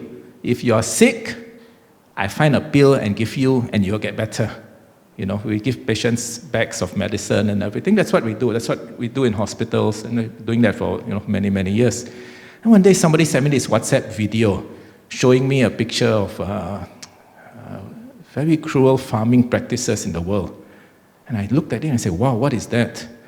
So I thought first maybe it's not true. So I do my own fact checking. I go and look and I say, yeah, actually the way animals are farmed in the world is very cruel. And I say, okay, since it's very cruel, I cut down. And I started cutting down on the amount of meat I ate. I started cutting down on the amount of fish, dairy, etc. And I didn't really have any big health challenges. And in our textbooks, they never talk to you about that when you change your lifestyle, your body will change. So I didn't know it myself. Then I started noticing myself. So I've been doing shift work for about 30 years because I practice emergency medicine, so 2 or 3 a.m. So the first thing I noticed was that when I get a call from the hospital 2 o'clock or 3 o'clock in the morning, or I finish a case at 3 o'clock in the morning, when I go back, within 10 minutes, I can sleep very well. And in the morning, if I set my alarm clock for 7 a.m., instead of pressing snooze on the phone and everything, at about 6:45, I'll automatically wake up. So I say, hey, this is quite good. What's happening here? So at that time, I decided to take my own blood test. Because I said, what's this? So I take my own blood test. I say, use yourself. They say, use yourself as a guinea pig. So I take my own blood test. I started taking my blood pressure. And I started monitoring it. And after about 2 months, very interesting, I noticed myself, my cholesterol levels came down by about 30%. My blood pressure used to be 140/90, borderline high blood pressure. Then they say, oh, family history, etc. It's genetic and everything. But after about 2 to 3 months, my blood pressure, and up to today, my blood pressure is about 110 to 120 over 70. My resting heart rate dropped from about 80 to 90 to about 50, between 40 to 50. So these changes occur, and I became very fascinated, and that's when I started studying about it. And I realized there is so much studies in the world. There are thousands of studies in the world. There's so much in the world, knowledge in terms of how we can use lifestyle and food to actually empower ourselves to change our own lives. But unfortunately, this message doesn't get across because, well, there's no money in it and it's not very sexy. Okay? So I want to so I'm here to share with you. And then, of course, it is really a decision you can make. Okay? We tell our kids, oh, must drink, kids and elderly, you got to drink your milk because you need the calcium and everything, otherwise you'll get, break your bones, But let me share with you, the countries in the world with the highest per capita intake of milk have the highest rates of osteoporosis in the world. So something's not so right. Okay? Then in the morning, everybody talks about breakfast. Breakfast is difficult because is this traditional food, comfort food, but is this food that is good for your body? Remember, you can put anything you want into your mouth. The question is it worth it? All of us can put anything we want into our mouth, but before you put something in your mouth, think of that connection between that food that goes in and your body. Is it worth it? Okay? When our kids do well in school or what, we say, hey, good job, now we bring you. Okay? The World Health Organization has stated now that eating wrongly is probably the #1 contributor to premature death in the world. More people die because they don't eat right than die from the side effects of smoking. So when we bring our kids to the wrong place and give them a pat on the back or give them a soft drink or everything, it's like saying, hey, good job, you got A for your test, here's a cigarette, have a smoke. Similar concept, okay, but we don't realize it. So is it really healthy? And is life on farms really so beautiful and pleasant? Okay? So the life expectancy of Singapore, this is Singapore's statistics. We talk about Singapore as being the top 5 countries in the world, the longest life expectancies. Okay? Unfortunately, what we see is that it has started to peak. Year 20 and 2021. It has slowly started to come down. Now, our healthcare system is getting better and better. But something is not so right. It's starting to peak. And in countries like the US, where they spend more money on healthcare per population than any other country in the world, the life expectancy has been on the decline for the past 5 years. So is it starting to happen in Singapore again? So this is not about good healthcare. This is about taking care of yourself, having self-mastery, being able to say, I know what to do about myself. Okay? If you look at the causes of death in Singapore between 1990 and 2013, you will see that all these diseases, #1 to #10, all of them have increased. The incidence has actually come up, not down. Okay? The reason people live longer is because we can do better surgery, we have better medicine, we can keep you alive longer. But the key is really you don't want to get ill. And if you are ill, you want the best tools to be able to take control of this illness. You want to be the one in charge, not your doctor, not the pills.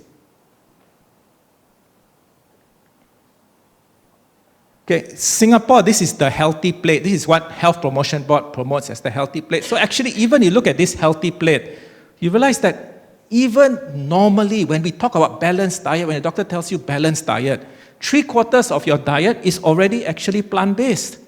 So actually, to change is not so drastic. You only need to change about 1/4.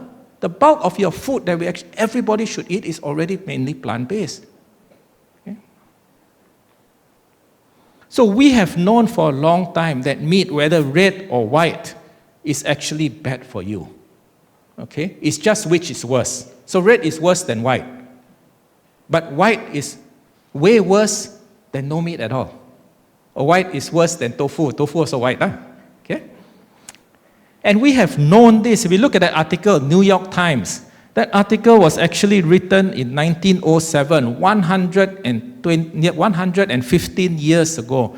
115 years ago, there were already studies that show that people who take more meat have a higher incidence of cancer. But because meat makes money, that message is very hard to get across. The number one cause of deforestation in the world is actually not because people need wood or they need paper. It is they need land to either have cows or pigs or chickens to be farmed, or they need land to plant crops to feed these animals. 70 to 80% of the plants planted in the world, the crops planted in the world, is not actually to feed humans. It's to feed the animals so that the humans can then eat the animals. The environmental impact of food, the carbon footprint of food. If you look at the carbon footprint, how much so the number one thing you can do as a person to decrease your carbon footprint is not to buy an EV car.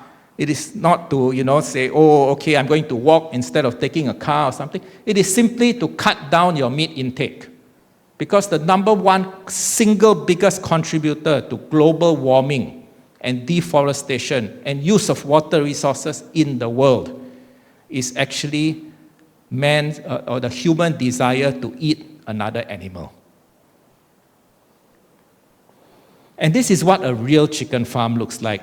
What you saw earlier is a permutation. 99.9% of the chickens in the world from birth to death live in this kind of environment. Every chicken that is born, the chick, will have a red hot iron blade cut off its beak without anesthesia, because otherwise the chickens live in very cramped condition. They peck each other, they become psychotic, and they often kill each other. And the meat, which is pork, is not sellable. And chickens feel pain. This is what pig farms actually look like. They're not pigs running around happy. This is where you get your milk from. Okay? Does it look clean to you? Okay? So, baby cow drinks cow's milk. Human takes human milk. That should not be us. Okay? We're the only animal in the entire world which take the milk of another animal. This is a cow the moment before it is slaughtered. Okay? And if you watch the videos on YouTube and all these animals being slaughtered, you notice that they will cry and they will scream because they feel the pain and suffering of the animal before them. But a few seconds before this animal is killed, they kill by shooting a bolt gun into the brain to try to kill it. It works about 90% of the time. 10% of the time, the animal doesn't die. And then it's actually cut up alive. Okay? But a few seconds before the animal is shot, it will make peace. It will be quite quiet because it realized there is no escape from its death. Okay? And this goes on every year 5 trillion times. Okay, 5 trillion animals every year, fish, chickens, and mammals, are killed for human consumption. 5 trillion times, 100 times more than the entire population of humans on Earth are killed every single year because we have to eat them. And none of these need to die. After death, this is what happens. And then this becomes this beautiful steak. When you look at this, do you feel hungry? You don't, because we are not actually meant to eat meat. That is why when you look at animals, we don't look at a pig and say, wow, I want to grab that and bite it up. But when you look at an apple, you say, that looks good, I want to eat it. Our brains are actually meant, so when you want to eat meat, you have to change the concept of the meat such that it doesn't look like the animal. These are pig farms. These are photos taken of pig farm that actually supplies pigs to Singapore. They were taken secretly. This becomes pork in our markets. Even fish feel pain, okay? So inconvenient truths, 3,000 animals every second die because people want to eat them. Slaughtered and farmed animals feel immense terror and pain. And you imbibe, when you take this meat, you take the hormones, the chemicals of stress that go into the meat before the animal dies. That goes in when you eat. 90% of farm animals are killed in childhood. All the animals we eat are all children, they are babies. They're not adult animals. Because once the chicken reach the size through hormones and through artificial feeding, once they reach the size that it becomes saleable, it is killed and sold. And this is usually so-called in animal years, this is usually when they reach the teenage years. It's just like children, when they reach a sort of teenage, they stop growing, right? So this is the size we eat. We actually eat child and baby animals. We don't eat adults, okay? There is no realistic or humane way to kill an animal. Livestock farming is the single greatest contributor to global warming and deforestation and extinction of species on planet Earth. 2/3 of the world's agricultural land is used to support animal farming. Fisheries are the world's biggest killer of aquatic life. Jobs in the animal industry and fishing are the lowest paid and most exploited among humans on Earth. Okay? During COVID, I had a chance to go on fishing boats and all to treat patients on fishing boat. We climb, we go to sea and we treat them. And the conditions they live in are very, very horrific. I've never seen humans live in such terrible conditions. And these are the people which go fishing at sea to produce sashimi-grade tuna that we buy at a very high premium. Okay? Jobs and poor diets, meat and processed foods are the single biggest contributor to poor health and premature death on Earth. This is a statement from the World Health Organization. So a whole food, plant-based diet is kind to the earth, is kind to the animals, and kind to your body. So how do I keep strong at this diet? If I feel today I am weak, I look at this chicken, I want to eat it, then I think of the animals, or I think of earth. So I have my 3 foundations. I am kind to my body, I am kind to the animals, and I'm kind to planet Earth. Plant-based food is not necessarily all healthy. Plant-based food is kind, but it may not be healthy. It may not be kind to your body. All of this is plant-based food. There's no meat or animal products inside. But none of this is something that we should be eating on a regular basis. None of it is healthy. The World Health Organization now ranks red meat and processed meat as a class 1 carcinogen. That means red and processed meat is in the same category as cigarettes and drugs and alcohol is as causing damage, disease, and death to humans. Okay? It is the same class, it lies in the same classification. An interesting thing to note is that the human body is actually made up of 1 trillion cells. Our body head to toe is 1 trillion cells. Okay? But living within our body is 10 trillion bacteria.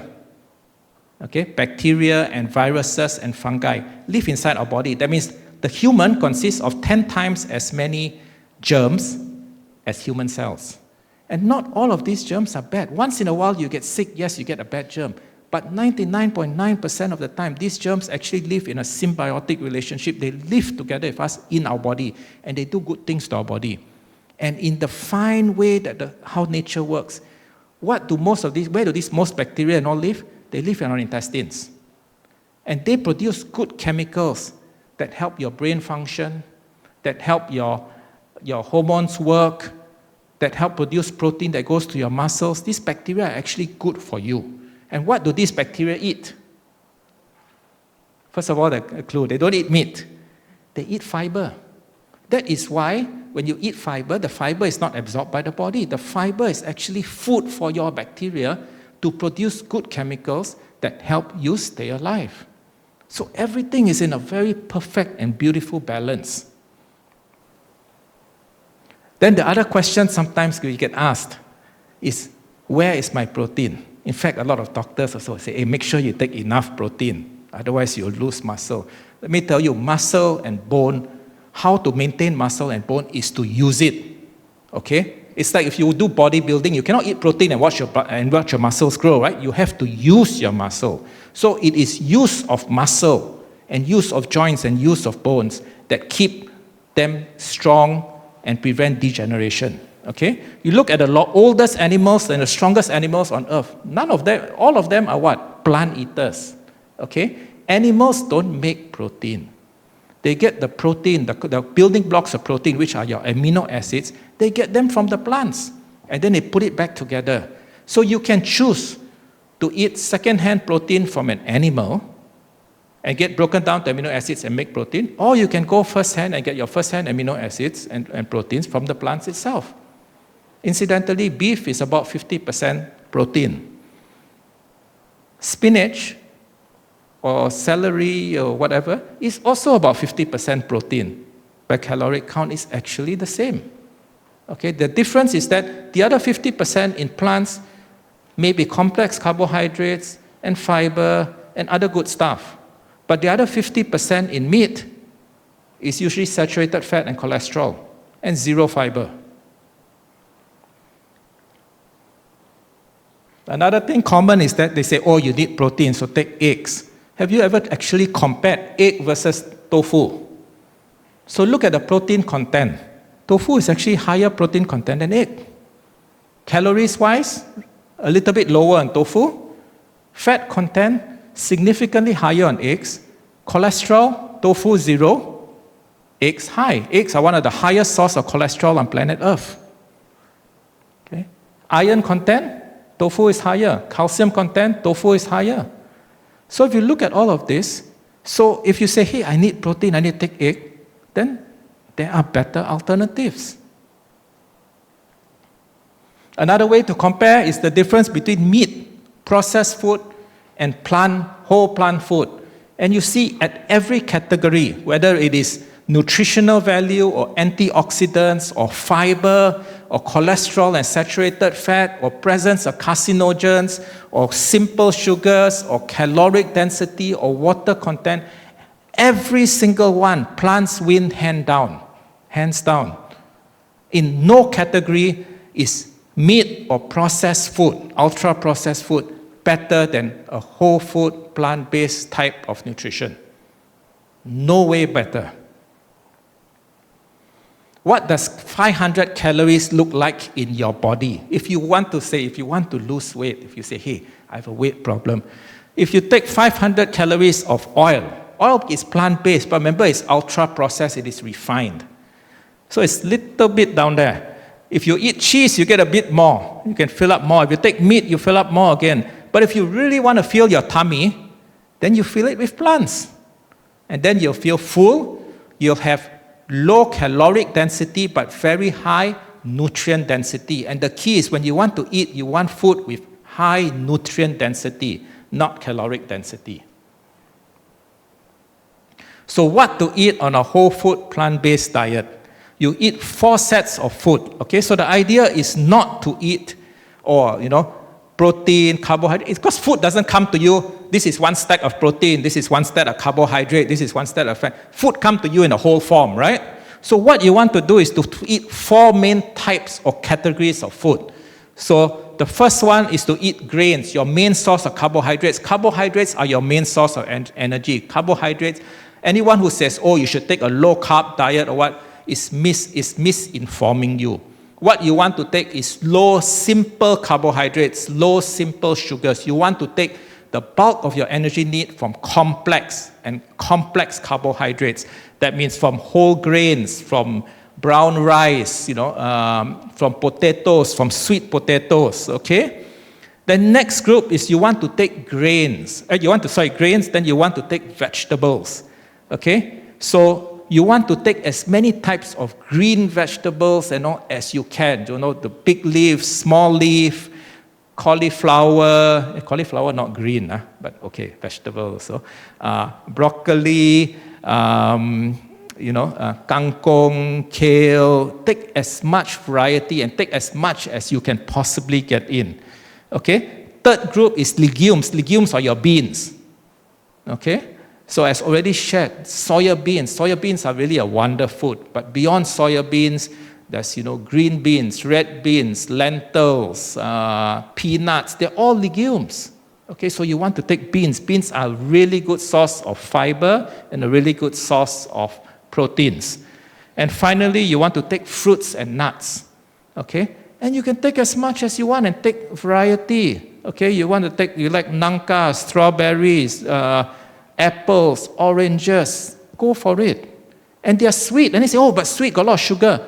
No, when the sugar is in a fruit, the sugar is bound together with fiber. It comes in a complex form. So the sugars of fruits you can take with no problems at all. Okay? Even if you have a health challenge like diabetes, when you take a whole fruit, it will not affect your blood sugar levels. Okay? It affects it if you take the juice, but not the whole food. So what are the tips in a whole food plant-based diet? Number one, remember, emphasize, eat real food. Okay? Don't eat extract of soya bean or extract of, oh, take this pill or this supplement in a sachet and you pour it out and you get, it's the same as eating 10 different fruit and vegetable a day. It is not the same. Okay? You want to take real food. Number two, remember, water and fiber are your best friends. The more fiber you take and the more water you take, the more your body will say thank you. Okay?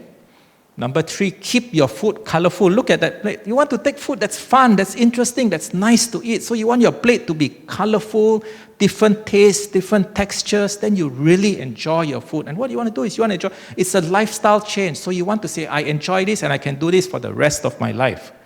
Okay? Keep to as much variety of fruit and vegetable a week. So the challenge I always say, to start with, you aim for about 30 different fruits and vegetables every single week. Okay, and you think about it, you think, wow, sounds so difficult. But actually, it's not difficult. Okay, because you have chilies, pepper, all these are vegetables too, are plant-based too, right? And then you have onions and garlic and greens and potatoes and sweet potatoes and rice. And in 1 week, you get 30 different types of things. Okay, and then from 30, you aim for 40, and 40 for 50. The more variety you take, the more texture you take, the more colors you take, the better your body will say, thank you, you are helping me. Okay? Count your nutrients, don't count the calories. Don't worry about calories. I used to weigh about 75, 76 kilograms. When I went on a whole food plant-based diet, I never counted calories. I just ate until I am full. And every month I noticed my weight will come down about 3 kilograms a month until I hit right now about 65 kilograms, which was the weight I was when I was in NS many years ago. I'm 55 now, so about 37, 38 years ago. It just goes back down to that weight. So in a whole food plant-based diet, if you're underweight, your weight will come up to what is optimal for you. If you're overweight, your weight will come down to what your body knows is best for you. Your body knows what is best for optimal health. So listen to your body and you will get it right. So don't worry so much about counting. Eat the right stuff. Okay? Eat like your life depends on it, because reality is that your life does depend on the food you eat. Okay? So what should I avoid in a whole food plant-based diet? I should avoid any form of processed or preserved meats completely. Okay? Because these are class 1 carcinogens. They're related to bad health. So these are the worst of all types of meat, preserved and processed meats. Okay? Number 2, one step further, avoid all meats. And when I say all meats, I mean meats that also come from, meats that come from animals that fly and animals that swim. Okay? So seafood is avoided too. Next, avoid dairy and avoid all the products that come from dairy. That means also avoid butter and avoid cheese. Okay?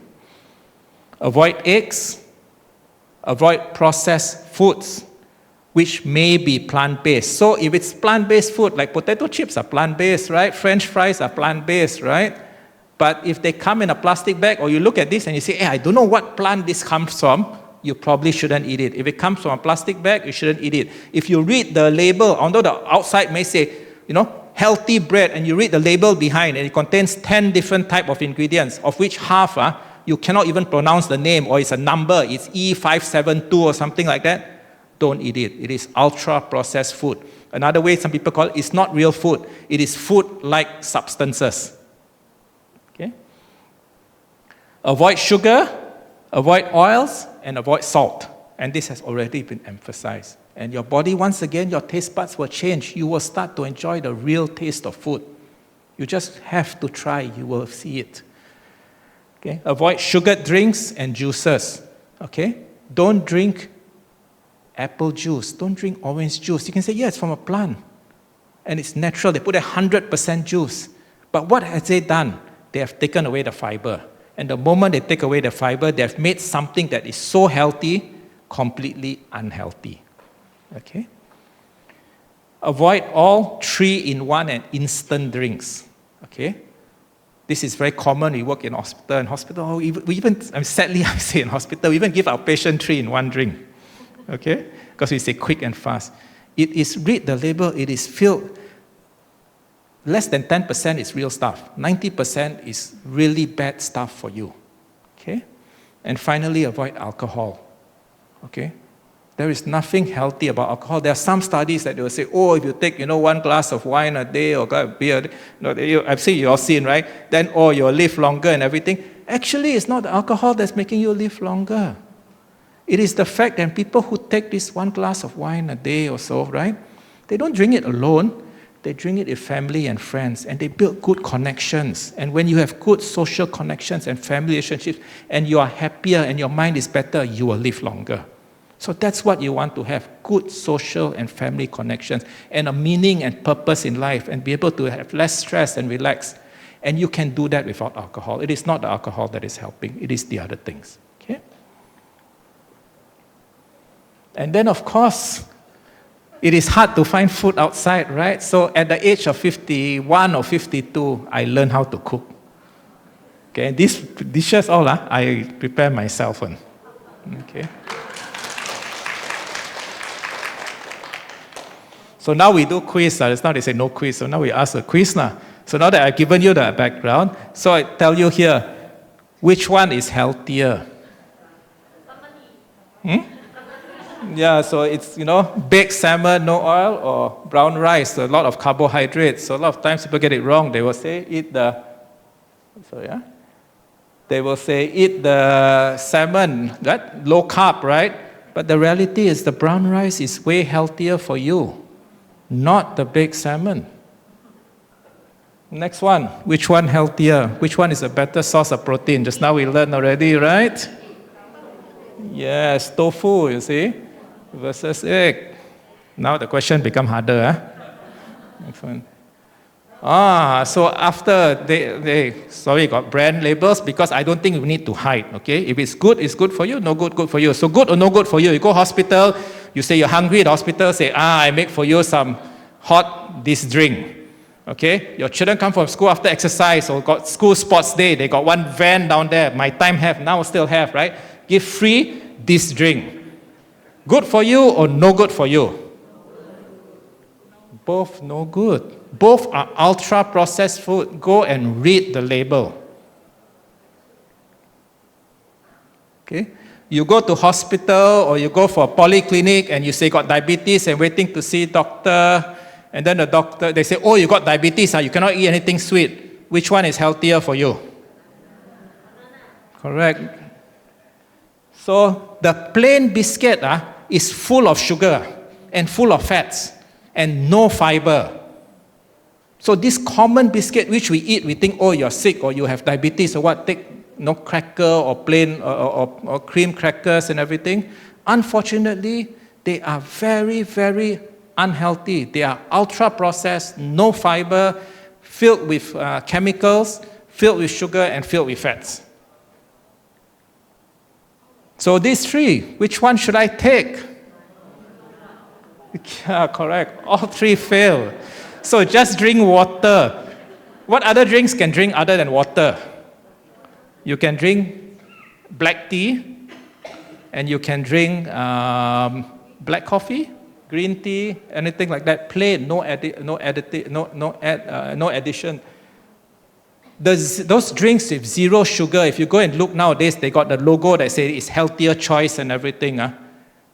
We now know, if you look at the research over the past few months that have come up, they actually, a lot of the artificial sweeteners, number one, increase the incidence, have been shown to increase the incidence of cancer, and it's now labeled by the European Union and the World Health Organization as a probable source of cancer, artificial sweeteners, okay? And secondly, there's never been a single study in the world that show when you take drinks with zero sugar or artificial sweeteners, your diabetes gets better. Not a single study. They cannot prove it at all. That's why they will never put on these artificially sweetened foods that your sugar, that it helps to reduce your sugar level. It helps you in diabetes. Because nobody can ever prove it doesn't work.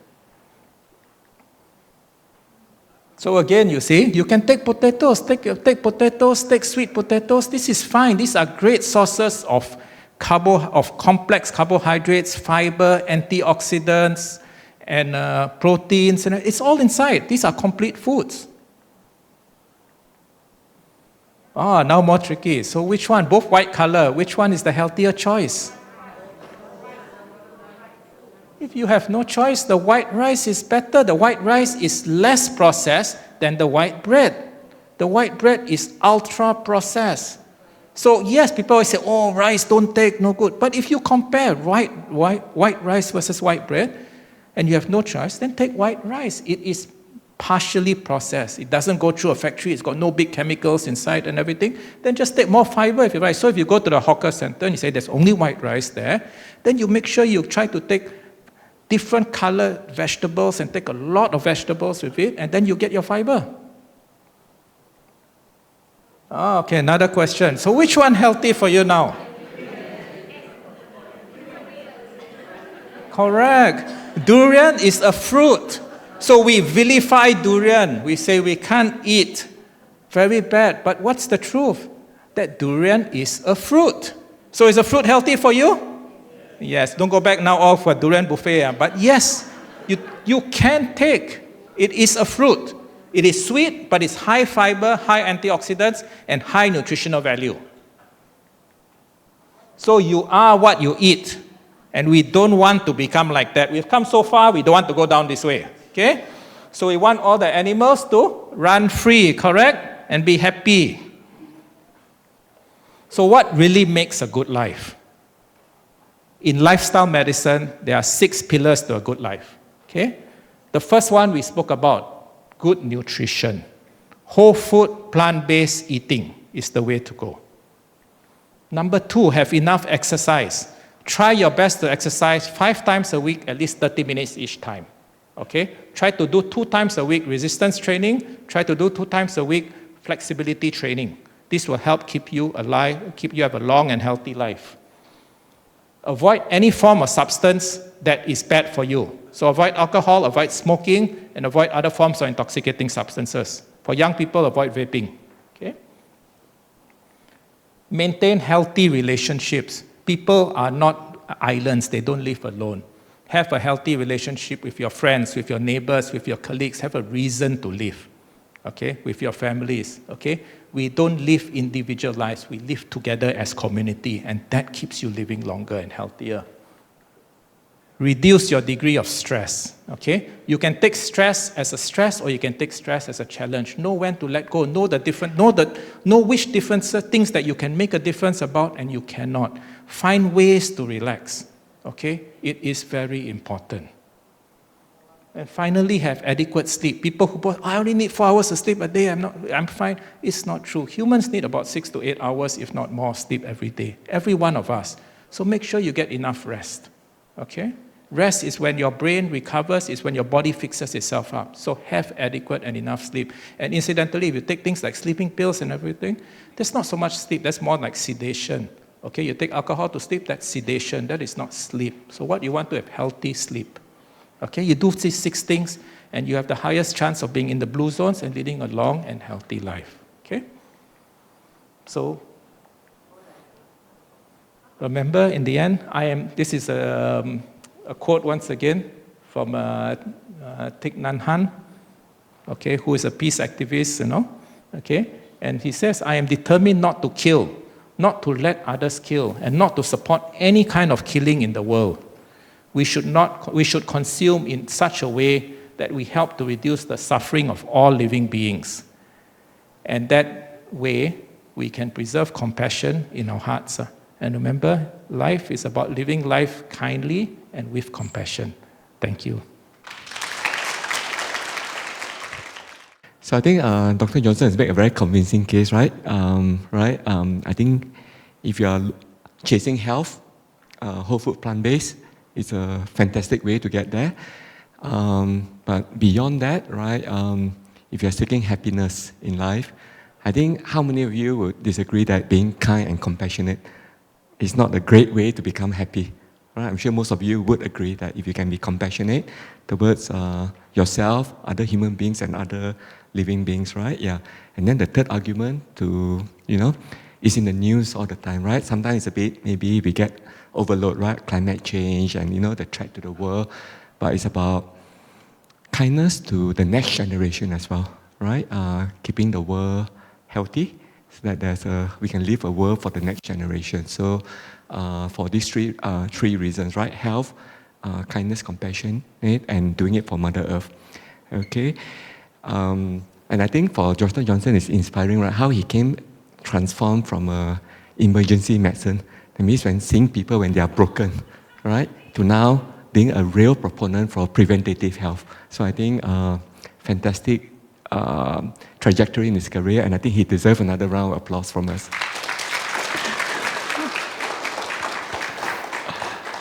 Okay, now we are coming to the last talk of the day. I'm sure at this point, all of you are inspired and say, okay, I'm going to maybe give this a try, right? Whole foods, plant-based diet.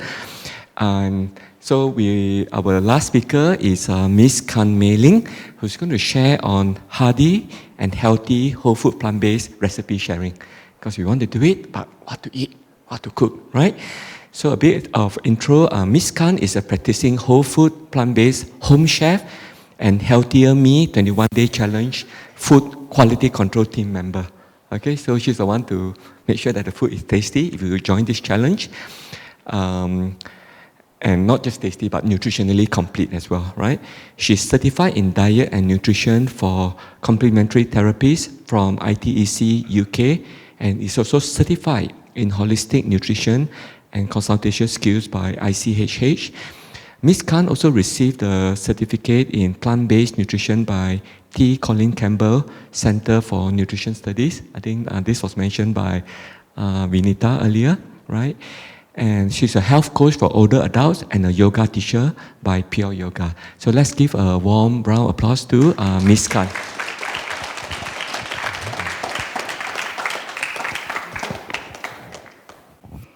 Good afternoon, everyone. Okay, just now you hear three speakers, how they all giving you about how is the whole food plant-based. Okay, before I go for the recipe, first thing I need to share about how come I also will come to this whole food plant-based for my journey. Okay. Okay, this is my whole food plant-based journey. It means that when I born until 2006, I still is a meat eater. Okay, how can I change myself? It's because when I was when 2006 at time, my health got problem.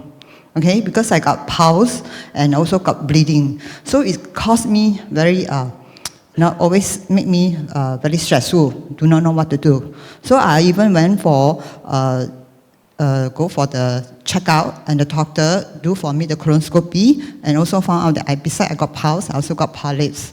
So when I know that I got polyps, I also do some research myself, because I know that polyps, if I don't take care, it can be a colon cancer after 10 years later. So I try to change myself to be in 2007, I start to be a vegetarian. So in this time, I take 1 year to transform myself to be a vegetarian. So for myself, I'm not say it's a very good cook, because I also do not know how to cook. So when I become a vegetarian, I must ask people, how should I cook? So a lot of people will tell me, say, oh, you need to have mock meat. That's just now they sing outside. So for me, I'm saying, mock meat actually is no good for health. So if I'm taking this, it also will cause me got some problem later. So for me, after that, I taking about 5 years. I went back for the colonoscopy check. So the doctor told me, hey, now you do not have polyps. But most of my patients, every time they come back, the polyps will come back. So he asked me how you do it so clear. So I told him, say, I changed my diet because I myself going to do some research because I want to have good health. So after that, then he told me, what do you do? He said, I told him, say, I become a vegetarian, but it's a healthy vegetarian. So he told me, say, no one can do it, but you are very disciplined. He said, even I'm a doctor, I also cannot do it. So it means that it's proven that actually taking just a vegetarian, healthy vegetarian, also good for the health. After 2007, then in 2016, I transformed myself to vegan because at the time vegan come in, and actually vegan is a better choice than vegetarian because vegetarian still eating eggs and dairy product. Because at the time, although I cut off meat, I still eating eggs and milk, dairy product. Because like just now, they also say protein come from where? I only know that it's from eggs and from cheese, from all the dairy product, because I do not know, just I told you, I do not know how to cook, so this is the best way of cooking. So when I know about vegan, actually vegan is take away all the dairy products, but of course still got cooking with oil, and the food is very nice. So to me, for me, myself also have cholesterol. So I always buy good oil, the best oil. They say the best oil is like olive oil, all these things. And some of the oil also very expensive. So when I cook, I sure will use all this. But I'm finding that, how come my cholesterol still going up? But of course it's in the bottom line. Where 2.6 is, you cannot exceed 2.6. So I find that my LDL always on the high side. Why cannot go down? So actually I'm trying exercise and doing a lot of things. So until 2021, because I hear from Dr. Eddie, just now that I mentioned, from Malaysia, he talked about this whole food plant-based. So when I hear this, so I tell myself, I want to, how can I change it? Because this whole food plant-based, it can help for the chronic disease. It can reduce all this because they have a lot of proven. When I hear that, so I also call him myself. I say, how can it bring into Singapore? So he said, unless you have a group of team, you can bring in over to Singapore to do. So of course, I'm very happy that in Tzu Chi, our doctor, Tima side, they bring in this whole food plant-based in. So I joined them on October. So because I'm the QC, because I told them, say, I want to also involve in this QC, so I can test the food, I will know how it's it. Also learn something how to cook.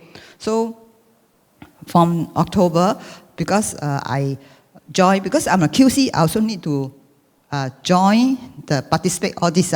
Then you will know how is the chef cook. So in October, I joined for this whole food plant-based. So I went for the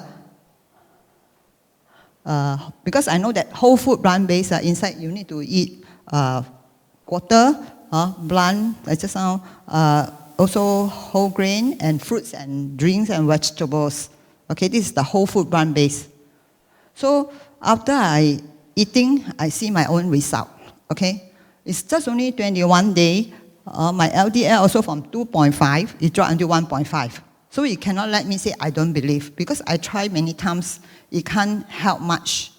Because Dr. Eddie also got say, our LDL, you need to lower by, you need to be at below 2, not to over.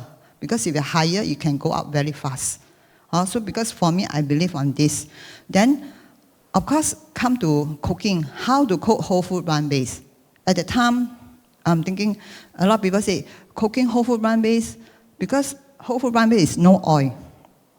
Okay, no sugar and very little of salt. To me, it's how to cook without oil, because all of us cooking, you must have oil. Vegetable, at least 1 tablespoon, 2 tablespoons, then the food is nice. Okay, outside cooking also the same. So for me, after I see my result, what I do, I go and take up the course, because I tell myself, because of this T. Colin, there's a course here, so I can take up and certify myself. to understand why cooking without oil. Okay, then of course, in between, I also go and study all the books to understand it, how to cook it, when make it better. Because definitely 21 day, the food, people will think that it's very bland and not so nice. How can you make it better? Because I always say, just like I share with you, I'm not a good cook, but I'm still learning how can I do it. Okay? Okay, this is, I'm going to share with you about my cooking. Okay? Because a lot of people say, whole food plant-based, how to cook, like say, make breakfast. Okay? But breakfast is beside oats. Then you will think that, oh, every day take oats, very boring. How can you do it? You can do different types. You can see I can do different types. This is all my cooking. Okay? So, but today, because I only can share about 2 breakfasts, maybe some of the menu with you all. Okay? Cannot be all.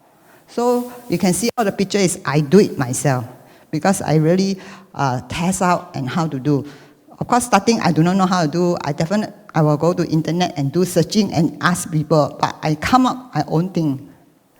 Every time I cook, I will ask my husband, is it okay or not, before I can share with people. Okay, this is my breakfast. Okay, because whole food, plant-based. Okay, sorry, I just have to go back here first. You see, simple cook, whole food plant-based, actually no oil, no sugar, and less salt. Okay, all come from natural. Okay.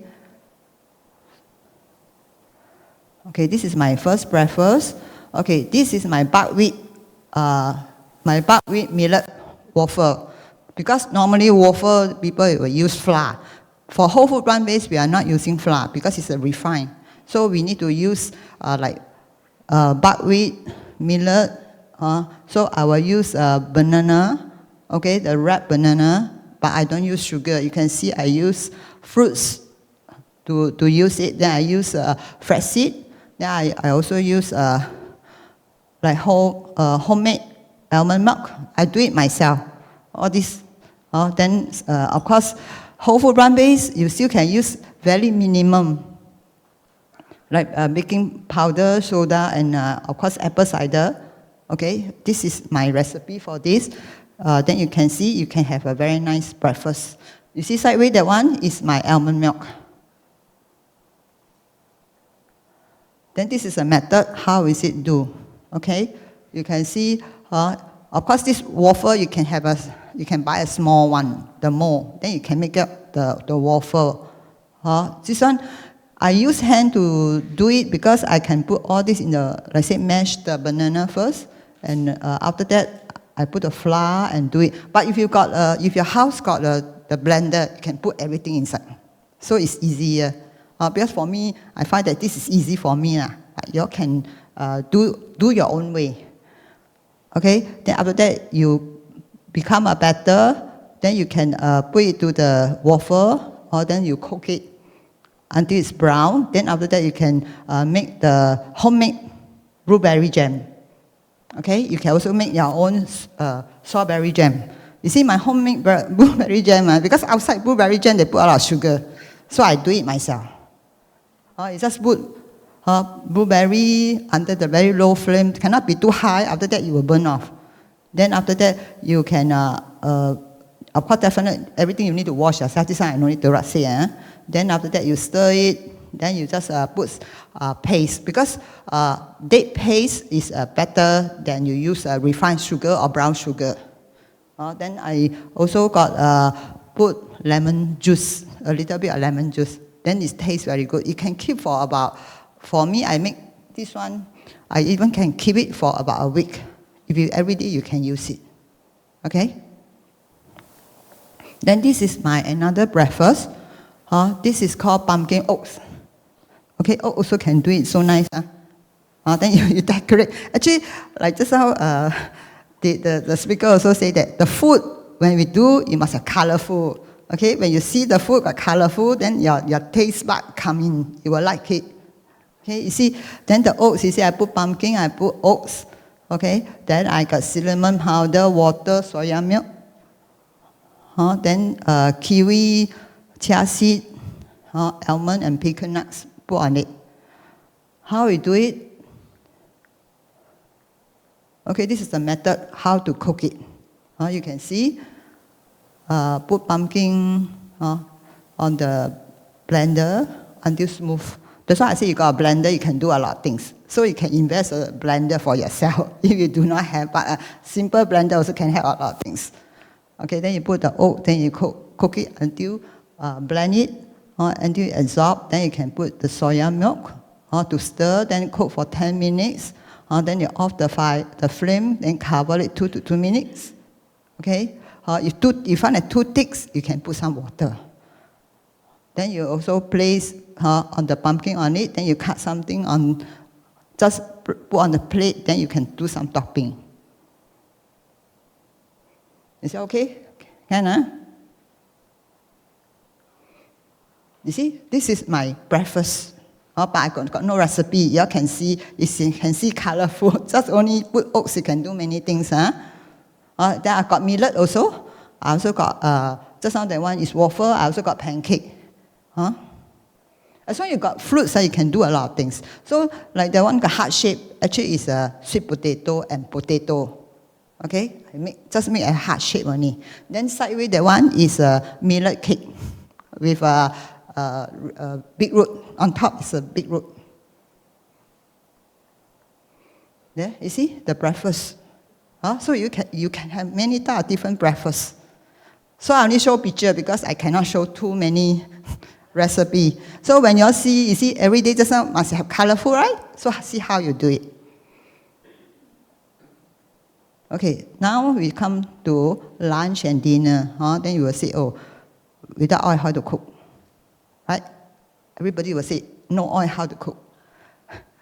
In whole food plant-based, actually no oil. The main thing, actually, in whole food plant-based, because I don't take onion garlic, but if you are taking onion garlic, actually, onion garlic inside also got oil. Maybe all of us don't know.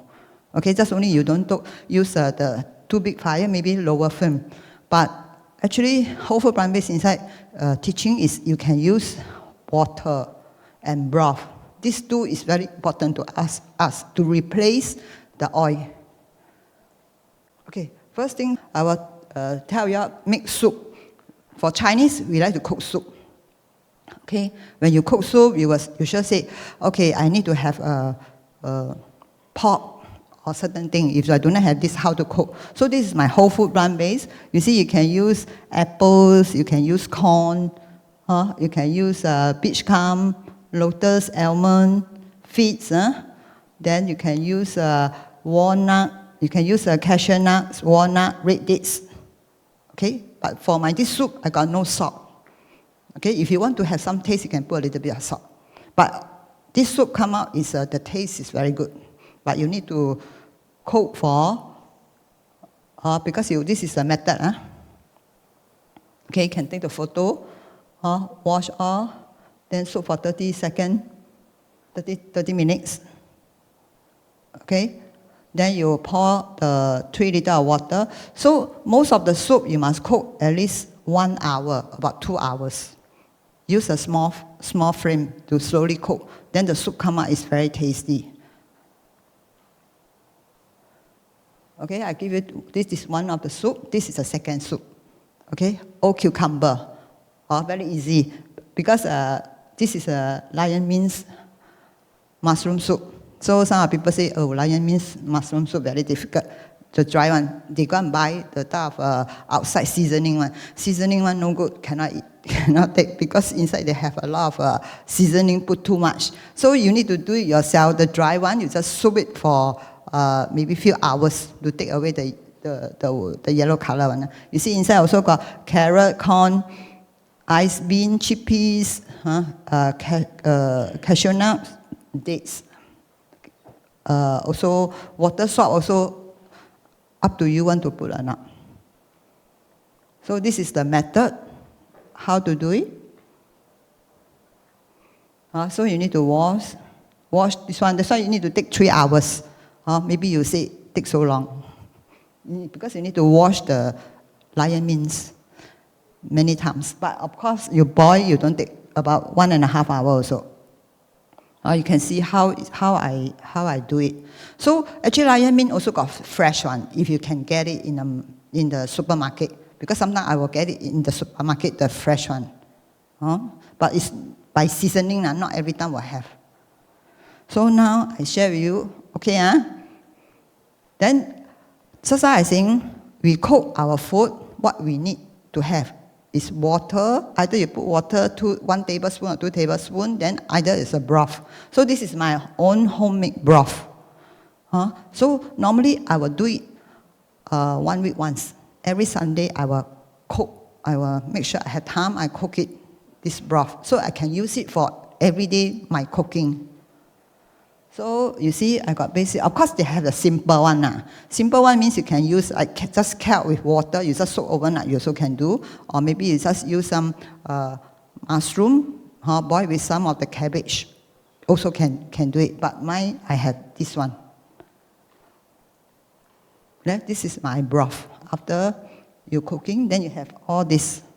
So I can use it for everyday cooking. This broth, I can, besides cooking vegetables, I also can use it for, if I want to make some bee hoon soup, brown rice bee hoon soup, because I don't eat the normal bee hoon, okay, brown rice bee hoon soup, because whole food plant-based, you need to eat the natural one.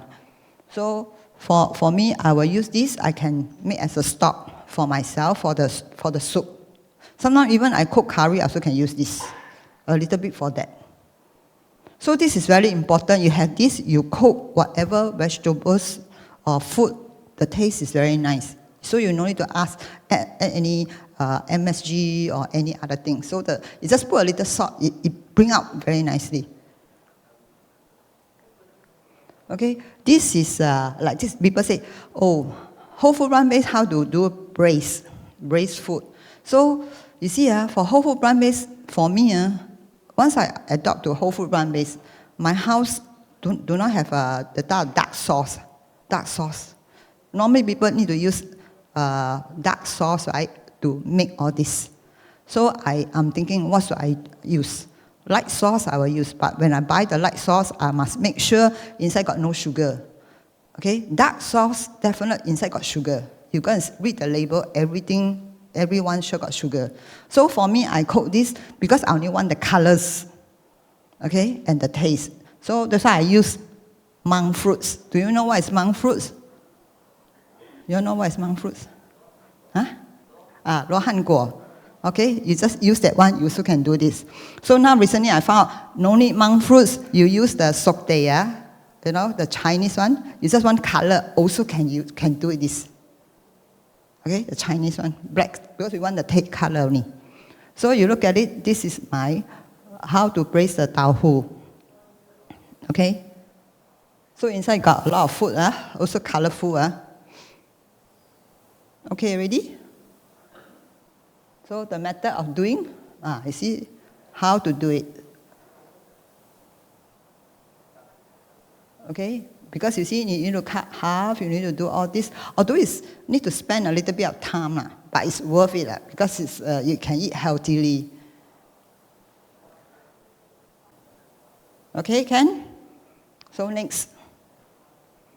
Okay, what is this? Oh, cauliflower nuggets. Okay, also can make until like that. So you can cut the cauliflowers. Okay, then you go and bake. Because for whole food plant-based, you don't deep fry. They have no deep fried food. So you only can use either air fry or you go and bake it, pan fried. But no deep fried, because deep fried you need oil. So that's why all this, you see, I cooking without oil. I do not use oil. So of course you take some time to do. Every time when I cook, I need to, the difficult one, I will prepare earlier. So this is my method how to do it. Only you prepare, but the method is, this one is easier. Just bake it, and after that you put coating, then you bake, then after that you can dip in the sauce.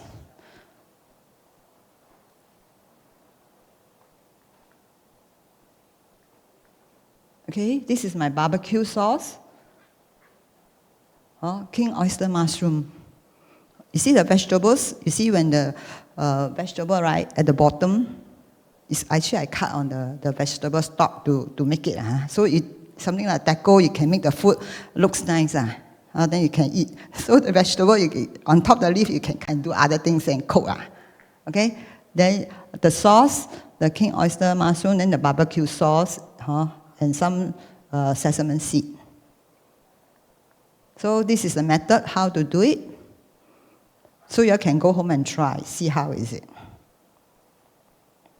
Okay, because this is the vegetable called Shanghai green.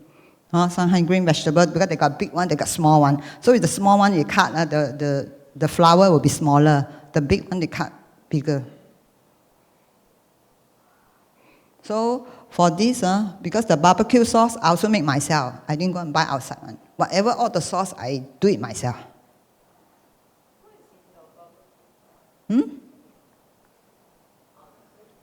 This one. Okay, this is my barbecue sauce. Okay, so tomato sauce I also make myself. I don't go and buy one. So because I know about whole food plant-based, outside nothing we can use one. Only can do ourselves only. This is true because you want to be healthy. Outside when I see the label, I shake my head. How can I use all these things, right? So I'm find all the things I can do it myself. Even I make my own tomato sauce, I also can keep for 3 weeks if I every time use. So it's not a problem. Okay? So you see, this is okay already? Barbecue sauce. So you see, barbecue sauce inside got one homemade called vegan. The one called, I don't know how to pronounce the one. I know in Chinese, but okay, so this one I also give you. Okay? I also make this.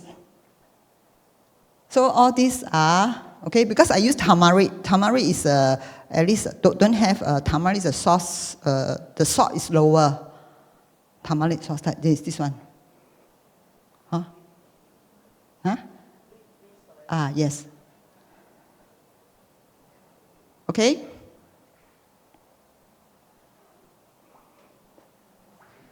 So come with next. Okay, this is my appetizer, master vegetables. This is, a lot of people do this, they will use, assam. Not assam, is it assam? That's swan, is it assam? Assam, but because my stomach, I cannot take this. I always, stomach too sour, cannot take it. And also, you need to put a lot of sugars. Without sugars, the sourness very, quite a lot. So how I do it, I use lemon to replace the assam. Okay? So you see, I can use the mushroom, king oyster mushroom, okay, dry chili, lemongrass, all this to do it. You see? Then I need to, then it's come out this way.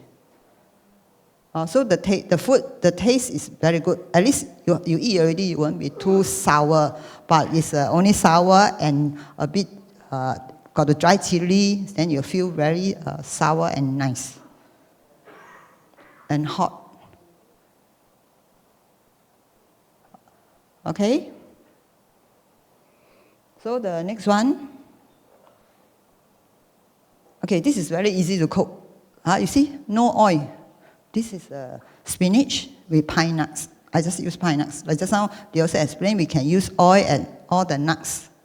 Okay? For me, you see, I use pine, I use broth. That's why the broth can use a lot of things when you cook. Then you can see, so not difficult, right? This one is a simple one. Then my next one is fried rice. So people say fried rice need oil. So you see, my cooking also no oil.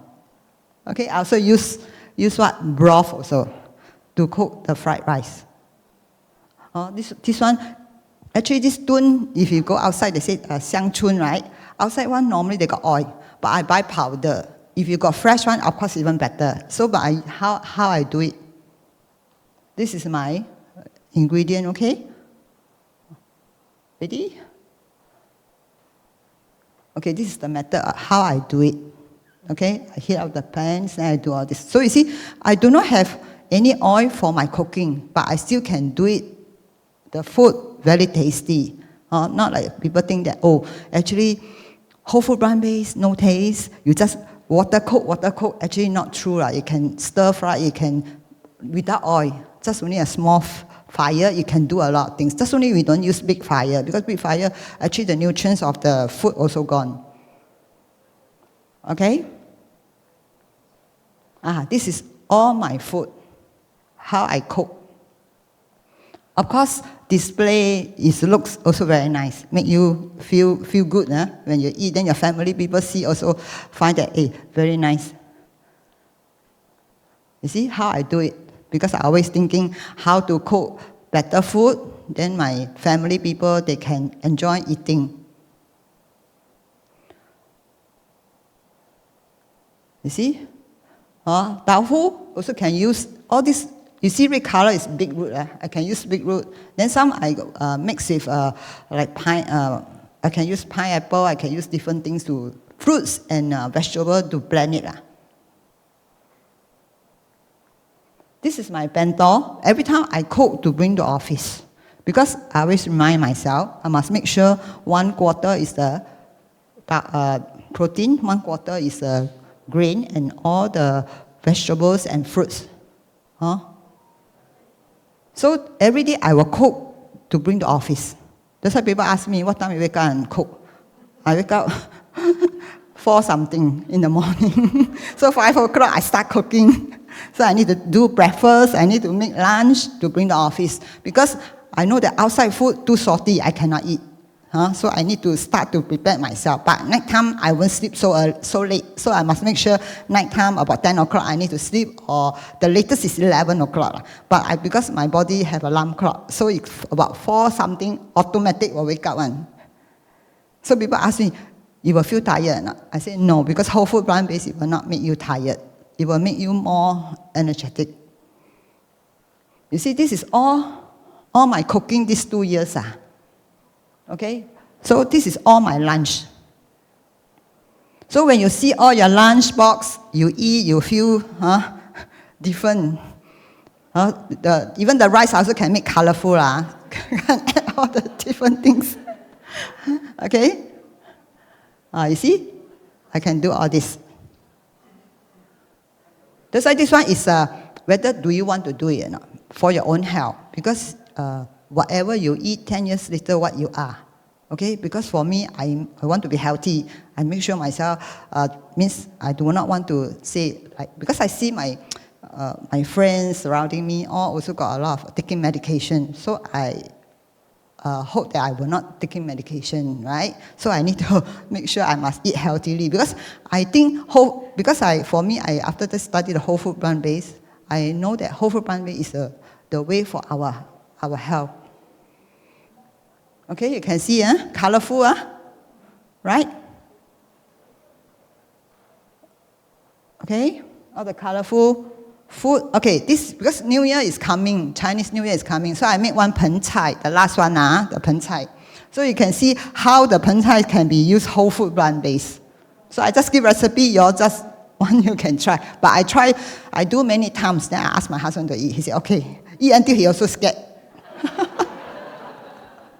Then he every day say, pen cai again? I said, yeah, you need to try. Okay? But because this pen cai, I'm using herbs. Yeah, all these herbs to be the stock. Okay, you have all this. You got cordyceps, right? You got mushroom, blueberry, red dates, fennel. Okay, you got this dong sam, all this. Okay. Can see? Take a photo, then you can use it.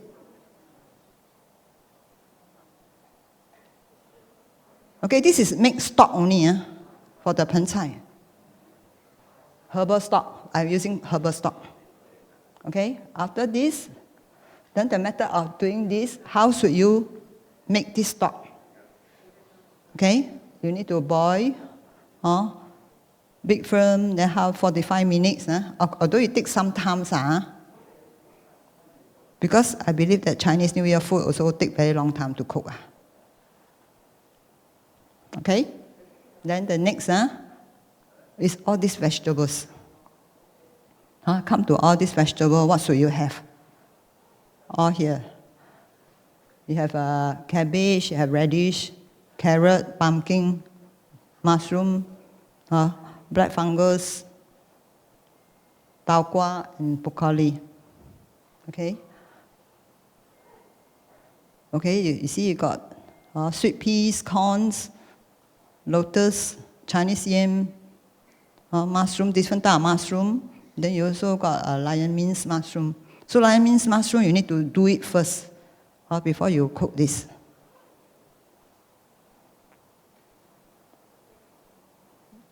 Okay? So this is the method of doing. This is the number 1, okay? Boil the water. Of course, you need to make the vegetables out first. Okay? Then after that, you leave aside. Then after that, you also need to do like Chinese cabbage, 2 layers, because you need to do layer by layer. The pen chai is all the vegetable will be layer by layer, so you need to cook all first. Then you stack up. So after stack up, then after that you just now I mix the herbal stock, right? After the herbal stock, then you boil already. You just pour on top. Of course, for me I will because you need to be sticky. For me this one I got put the beach gum. Beach gum I go and blend it because beach gum it can make the stock will be sticky a bit. So I won't use other like say arrow the type of what starch I won't use because starch is not so good. So I use all natural one. Okay, so this is the pen chai. Okay, so the pen chai will come out this way. Also, you can Chinese New Year coming, you can use it for the family.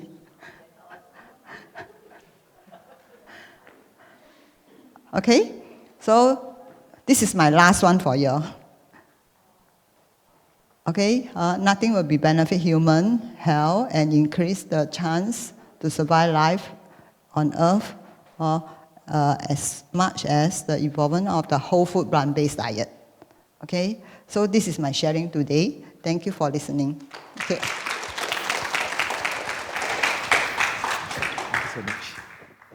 Thank you so much, sister. Are you all feeling hungry now? Okay, still a bit early. It's just about almost 5 o'clock, right? Yeah. Thank you so much, sister, for sharing all your lovely, lovely recipes and a lot of it through your own experience, right? Can we give her another round of applause? You know, we are very lucky in Singapore, right? You know why? Well, many reasons, but one of the best things about Singapore is that we live in a multiracial, multi-ethnic, multi-religious society. So even though today I think a large part of the audience is Chinese, we do have a few non-Chinese in the audience, so thank you very much for joining us. I wanted to share that it is plant-based diet. It's not just a Chinese diet thing. In all the diets in the world, you know, you look at the Malay diet, right? Some of the most delicious food is virtually whole food plant-based. Look at gado-gado, right? Look at your sayur lodeh. Very delicious. It's plant-based. Indian food, I mean, some of the best plant-based diet is Indian, you know, all the different curries. Look at Middle Eastern food, hummus, baba ganoush.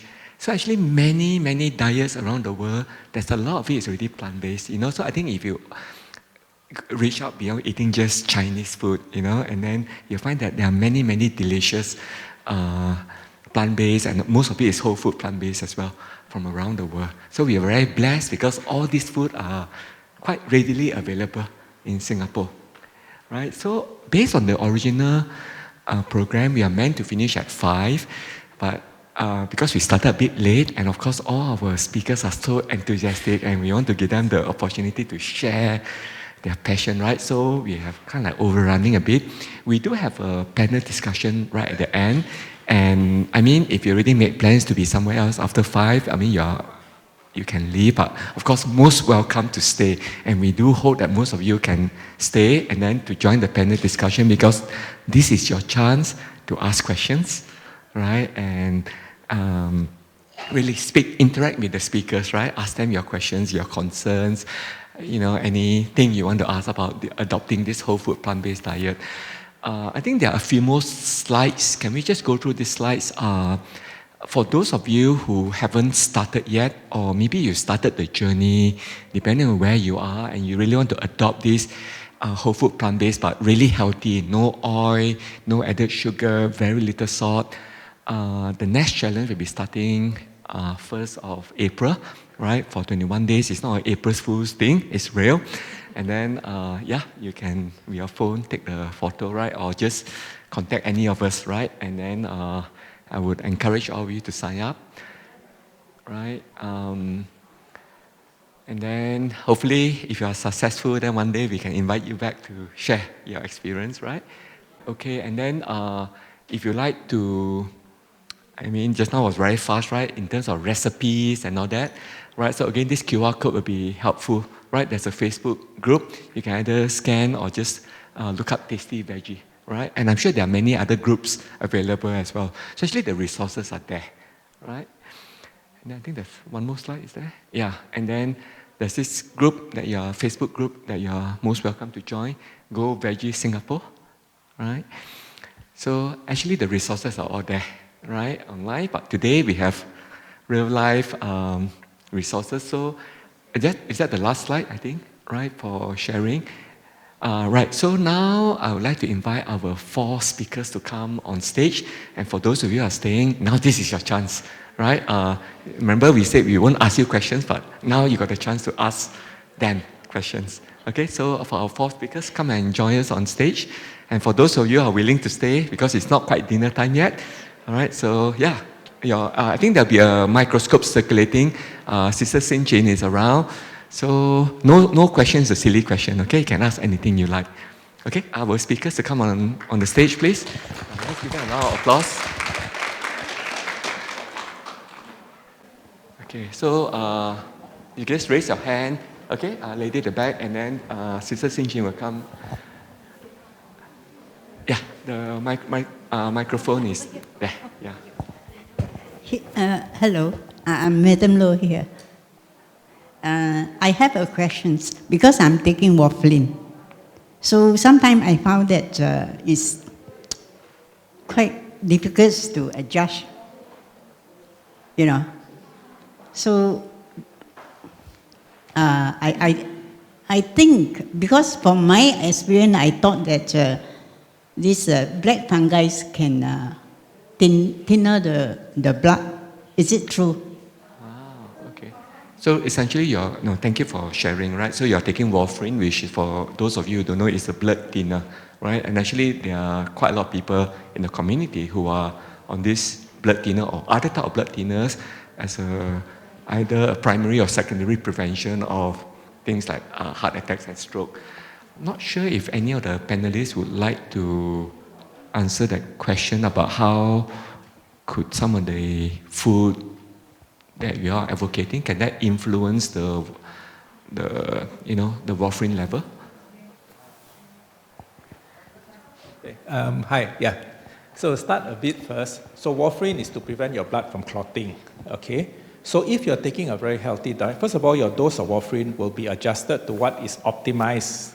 If they do the blood test, they do what is called INR, International Normalized Ratio.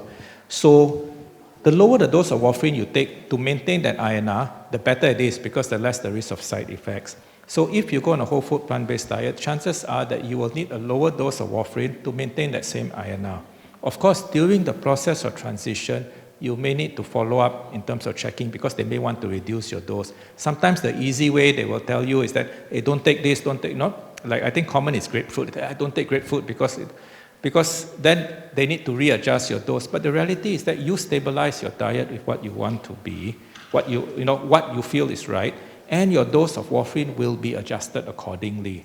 So there's no specific, so the diet that you are supposed to take is the same healthy diet that I'm supposed to take. It's not different, okay?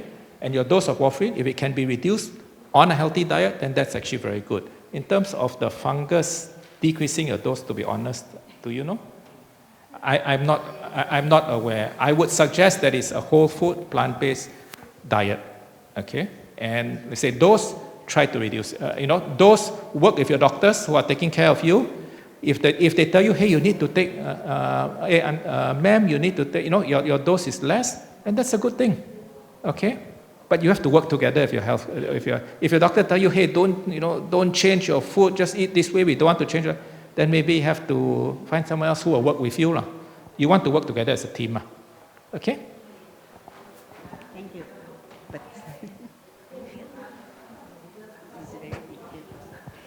I just wanted to add to what Charles has said, right? I think generally moderation and having a balanced diet is usually a good starting point, right?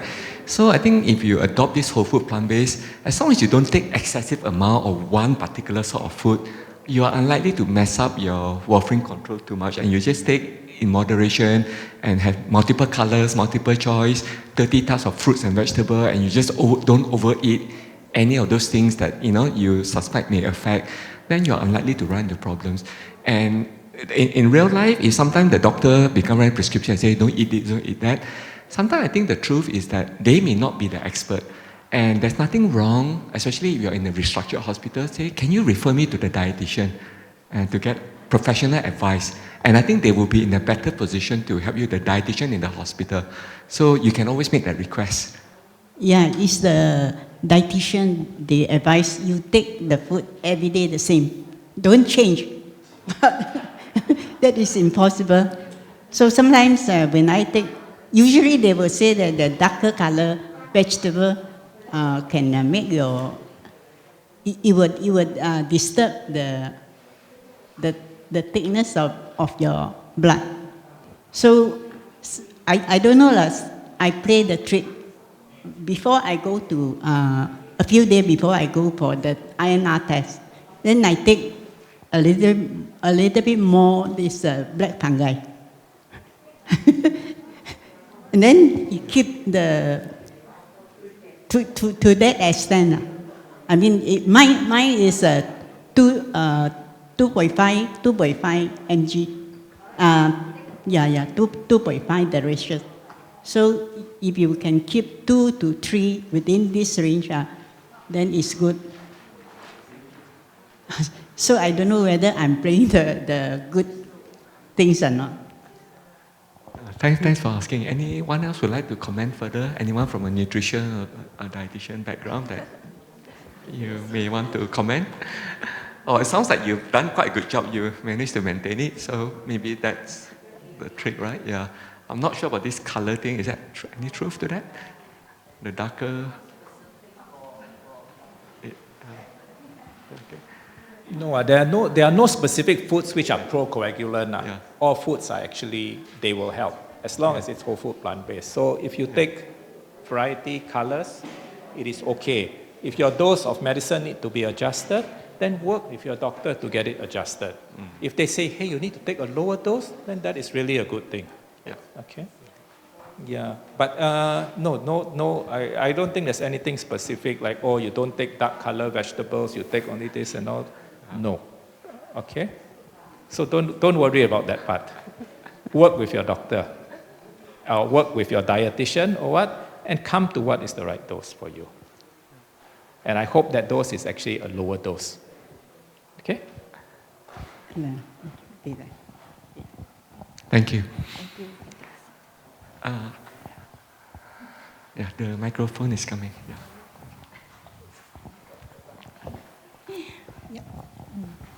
Yeah, thank you for to all the speakers. We enjoy the talk. Yeah, because I become a vegetarian probably about pure vegetarian means very clean. Probably about say about 8 years. Initially was about, I started 9 years ago, but initially it's not clean, so-called, because sometimes when you go out, you can't get really vegetarian food, so we just eat, they call it like, you can just eat the vegetable, don't take the meat. So I started with that. But now my question is for myself, I've been vegetarian, so-called that, it's regarding for my own weight. I would like to put on a bit of weight. And my breakfast, because I have my breakfast very late, is always 365 days, mostly is only oats. And then my oats will come with my pumpkin, my waisan. Yeah, I will cook together, and then with walnut. And because almond is very hard, so I will blend it. And this pumpkin seed, sunflower seed, my flax seed, my chia seed, all in my oats. Because morning I will take all together. And recently I will add in those soy milk. Either I all add in or I make in a cup. So this is my breakfast.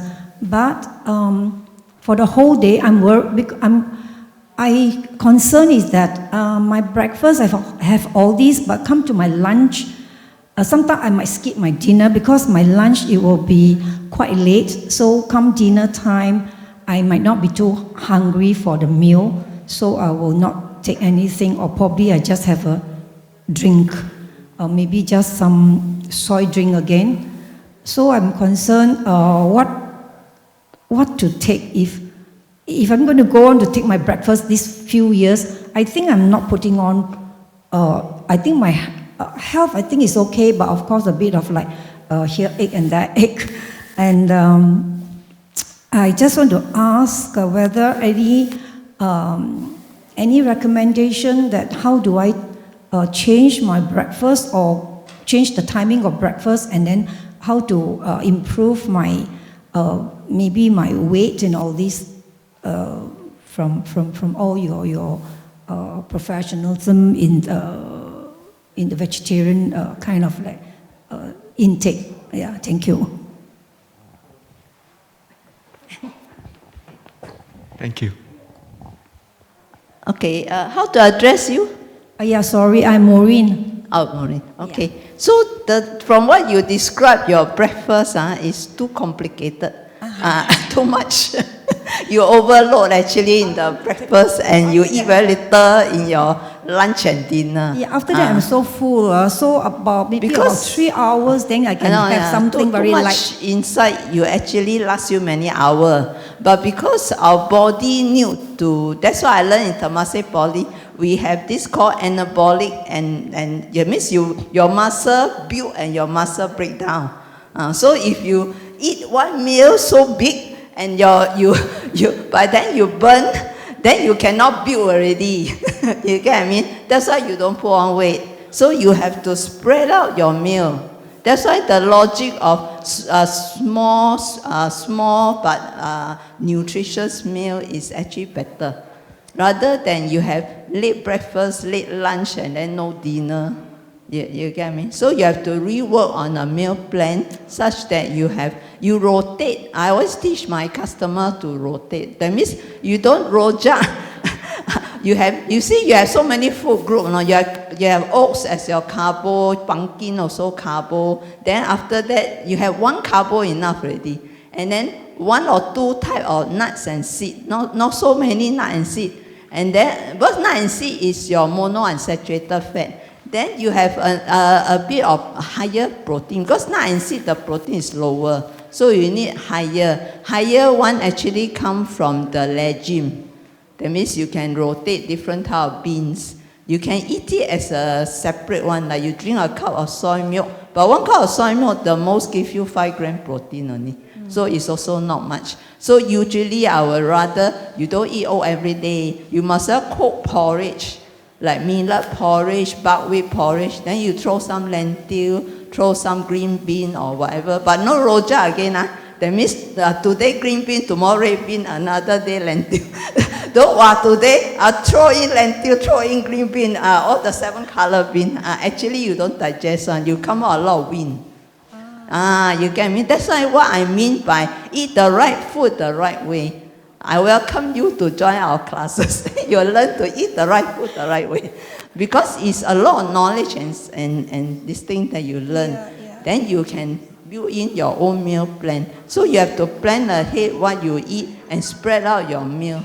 Don't have too much in the breakfast and then you eat very little during lunch and dinner. You Yeah. increased. Yeah, a thank bit. you. But I was thinking, yeah, that's why the way I eat my oats, because I was thinking initially before I retire is because of for convenience sake, everything I eat in the morning. So it solved my whole day. So-called to me, my knowledge is my requirement. Yeah, a requirement. I have my nuts and all this, right? So now because I've retired, so I still do the same thing. But I think because breakfast is the very important thing in the morning, the first thing in the morning. But sometimes because I'm not a morning person, so I wake up not as 7 o'clock. Sometimes I wake up at 9 o'clock.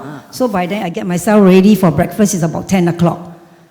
10 o'clock probably is my breakfast. So by then I eat already. Probably everything over is about 11. So I can't eat my lunch, a proper lunch. So my lunch probably will be about 2 to 3 o'clock. Yeah, but my lunch sometimes I will cook brown rice porridge. Sometimes it will be millet porridge. But of course inside I will add things like I fried some vegetable. So this is not very regular. Sometimes might be just a very simple lunch lah. Maybe just fried some tau kwa, tempeh, and with some porridge. That's it lah. So I'm thinking that probably my diet is not very balanced. As a vegetarian, not balanced lah. So I would like to have more balance in a sense. Probably per day my calories not enough because I don't really know how much calorie. You know, I know one day we should, as a lady, we should need about how much? 2,000. It depends on your activity level. You need to. Not need much to activity, but I walk a lot because we take public transport, especially to MRT and all this. Just by estimation, looking at your size, so you need about 1,500 to 1,600 approximately. So in one meal, you should achieve at least 500 calories per meal. 100 calories. 500 calories will probably equal to about a medium bowl porridge with some vegetable. It depends on the amount, because you see when we eat plant-based, we try and go less oil. In fact, a lot of calories come from fat. Fat have a higher calorie than your protein and carbohydrate. You get me? So if you want to achieve, you have to add a bit of fat, but we don't add oil, right? So we will get the fat from from the nuts and seeds. Yeah, that's why I've been thinking. That's why I put everything in the morning breakfast. But your body cannot absorb. So I was thinking about. What I mean is you can add, but you don't have so many. You have like one seed, one nut, and then your carbohydrate is the base. Then after you can have a separate like protein drink like the soy milk or almond milk. If you have nut inside, then don't have almond milk. Just either a soy milk or you have a different type of bean. You can make into a hot brown rice milk also, no? By adding a cooked bean inside. That's why we actually do it in another version. I still not very clear how do I get a more proper breakfast now. For me, you just follow what just now like Dr. Charles and Mei Ling have shared. You know my healthy plate. Either you want to use the Health Promotion Board one, or you use Dr. Charles one, the quarter, or you want half quarter also can. So you will have a complete. But what I mean is within the quarter, you choose only 1-2 type. You don't have so many. Because from your description just now, I counted, I think at least you got more than 10 items inside. Yeah, you get what I mean? You have pumpkin, you have oat, then you have chia seed, you have flax seed. You have from one group, for example, if you add chia seed, you don't have flax seed. You have flax seed, you don't have chia seed. Because both are omega-3 rich seed. You get me? We don't have too much inside. Then you will be a bit better. I don't know how to. I know we do need have muscles and all this. When at this age, or quite senior citizen kind of thing, we need muscle, correct. and to keep our muscle, intact with our body. So I don't know. I still don't understand how to how to get my meals balanced lah. Because what I mentioned is the breakfast that I have.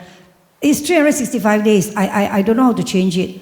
No, I'm not boring in eating all my breakfast in this way. No, you just split only, split. Split means one day can I split the nuts in the different meals? Increase the quantity but reduce the variety. You know how to do? That means, for example, like today you eat is oat plus the maybe walnut and then plus pumpkin seed, and then if you want, you have some either separately eat the fruits or you have some small amount of dry fruits. But another day, then you will not put the same nuts already. You put another type of nut, another type of seed. You get me? So it's what I mean, spread it around. But the amount, because nut and seed, as I told you, the protein very low. To get higher protein is actually from tofu, from legume like chickpea, lentil, and then all the red bean, green bean, soybean. So that's why I say you don't every day eat oat. You sometimes eat porridge. That means your lunch become your breakfast lah. Then your lunch you eat tofu lah. Then you can have noodle lah, fried bee hoon lah, or what. Then you have variety lah. Never mind, you get a copy of my cookbook. My cookbook got all the lunch and dinner for you. That will give you variety. Yeah. Okay. Maybe I will adjust it. Try my best to adjust it. Thank you. You just try out. Yeah. Okay. Thank you. I will try my best to adjust. Thank you so much. Yeah. Thank you for your questions. I think sometimes we do need to individualize. You cannot have a one-size-fits-all. And not to forget that for healthy lifestyle, it's not just a diet, but exercise as well. And maybe to consider some resistance exercise to build up your muscle mass. Okay, we also have some questions from our audience online. So maybe we should try and address some of the questions. I think this is perhaps an interesting one. So someone asked, hello speakers, would like to ask if recent trends on plant-based meats are good. Are they considered processed? Thank you. Open to any of the speakers. The plant-based meats, the meat alternatives, yeah? Mm-hmm. Yeah. Yes, hello. Yeah. Hi. Yeah. So plant-based meats mean like impossible meats. So actually, yes, they are ultra-processed foods. If you look at the content label, so anything like I said, if you look at the content label, so first of all, you look at the food. If you look at the food and you don't know where it comes from, you must think, not so good. If the food has the expiry date of a few years, comes in a plastic bag, comes in a box, be careful. And finally, you read the ingredients yourself. If the ingredients got 5, 10 different things, maybe the first one is beans, the second one is whole grain flour, okay? Then the third one is emulsifier, then preservative, then coloring. Then don't be fooled by the word natural flavoring. Natural flavoring is also artificial. It just means that they take the chemicals from natural substances and they make it artificial. Then if there's numbers in the thing like E510 or something, none of these you should eat. All of these foods that you eat will damage you got all these good bacteria in your intestines. It's known as your microbiome. Like I said, there are 10 trillion good bacteria in your intestines.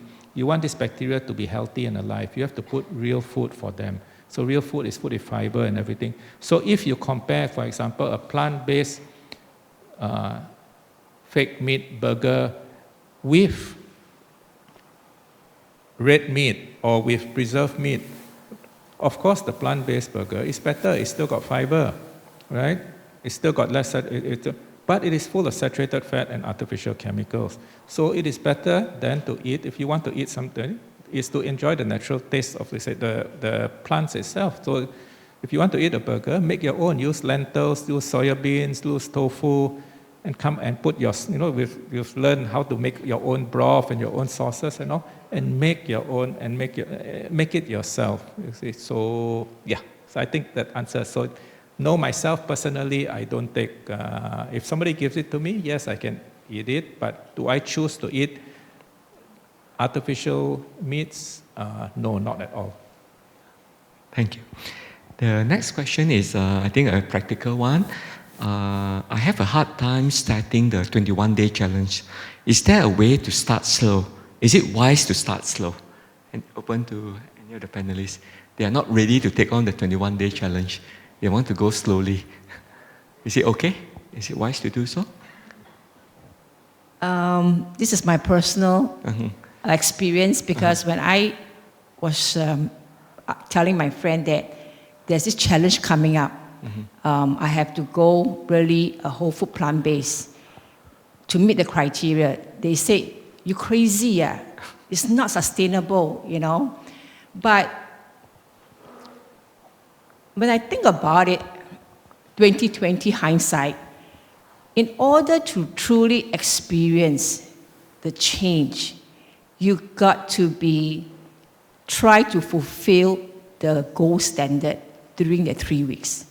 If not, you would never understand, experience what it means when we say go whole food plant-based, because they will not only educate you, but you see yourself as you eat that whole food plant-based lunch and dinner, your taste bud will slowly change. You see your body change. So I feel that, for me personally, not 2020 hindsight, I will go again on a 21-day challenge. I think it is, I think you will experience a more breakthrough. If you cannot do it, maybe one thing is go to 70-30. But I feel, you know, as I've done twice, and I find that it is very helpful. It's very helpful. So this is my personal journey, but I know that some of you might find it very difficult. So if there's any one of you feel that, you know, you have done very differently, maybe there's something you can share. I think from the speakers, some of them, it's been a journey as well, right? It's clear that I think all of us are on our journey, right? I mean, the fact that you're here, probably you have certain motivation to be healthier, right? And I think it need not be a one-size-fits-all. I think all the panelists say they are at different stage of their journey, right? And even once they get there, it's sustaining it, right? So I think, in a way, our own pace, our own, how much of this, because the gold standard is the whole food, plant-based, minimally processed, no oil, very little salt, no added sugar. The truth is that it may not be possible to get there straight away. And if along the way, you still want to eat some, you know, non-animal products, reducing it gradually, you want to have some of the meat substitute, I don't think anyone's going to say it's right or wrong. You got to ask, am I happy with it? Is it sustainable? Is it going to help me on my journey?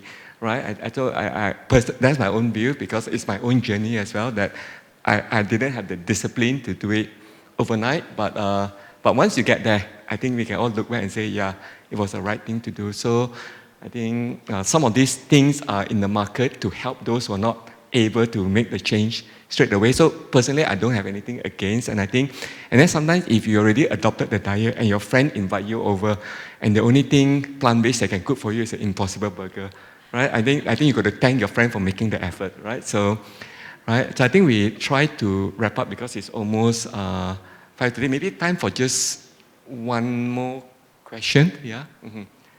Yeah. Thanks very much for the inspiring and interesting talk. I would like to ask, what do you think about GMO? Because currently a lot of like soybean, potato, corns, they are GMO. So getting into plant-based diet, I'm concerned about GMO. So, and in the supermarket, like if you want to buy soybean, you buy the organic, but not everybody can afford organic, especially like potato, all these corns, and other things, tofu. Okay, tofu in NTUC, they have this label that stated non-GMO, but not every item is stated GMO. So I like all the speakers.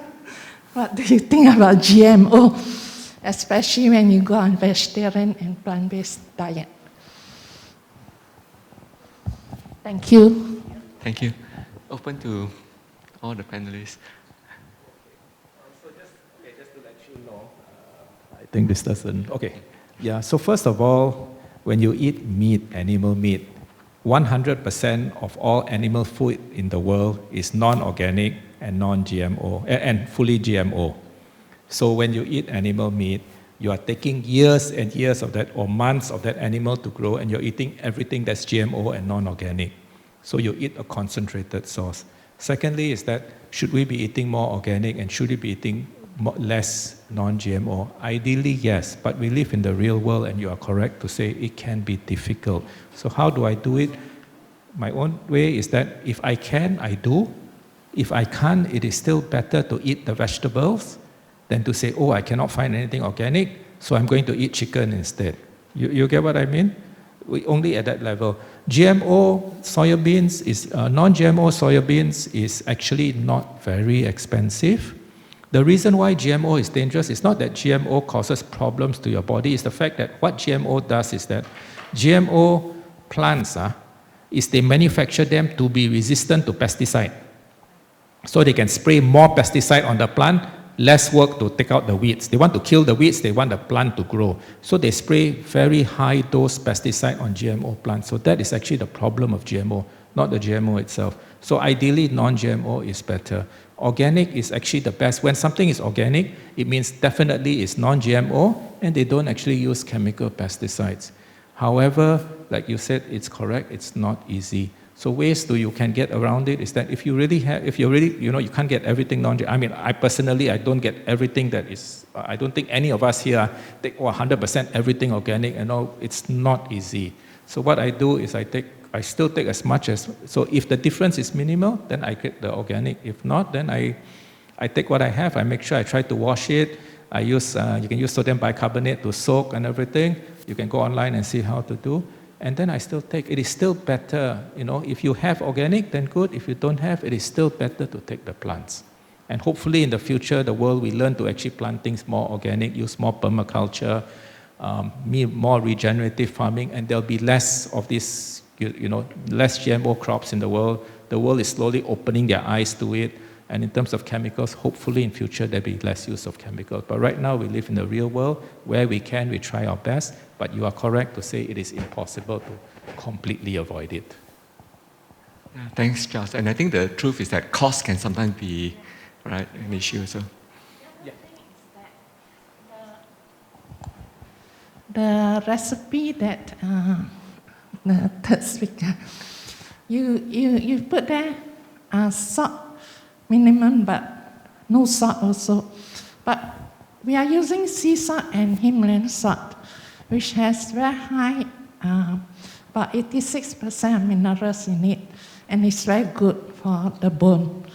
So when you put no salt, but there are minerals, so if you use sea salt and Himalayan salt, I think it's good, right? Instead of putting no salt at all. Okay, because for me, because we know that salt, you can, if you put too much, one day we also can just now, Vinitha also got say that salt, one day we cannot eat more than 1 teaspoon. Okay, but just now, because I'm cooking on, you're saying the soup, right? Or maybe others food. If every dish, you also put some salt inside. Okay, or maybe you put soya sauce. Soya sauce inside also got salt. Huh? Yeah, salt. I know, because even soya sauce you put inside also got salt. Also salty. So because the salt, too much actually is no good for our health. So even saying you put, I said you put soup. Himalayan salt is good. Yes, I also using that, but I don't put so much. I put a very, very little. Yes.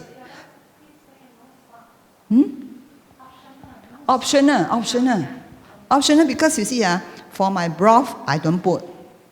Okay, only when I cook the time, I put a little. Okay, but for the soup, I don't put. Because when you cook the soup about 1.5 hours, whatever all the vegetables inside is very tasty. So actually you no need to have salt. Because every day we eat a lot of things. I do not know, because maybe for for y'all. You might be got eat some other food. It's not whole food plant-based. Okay? So other things also got salt. Everything also got salt. So for me, my soup, I don't put salt because I want the original, whole food plant-based.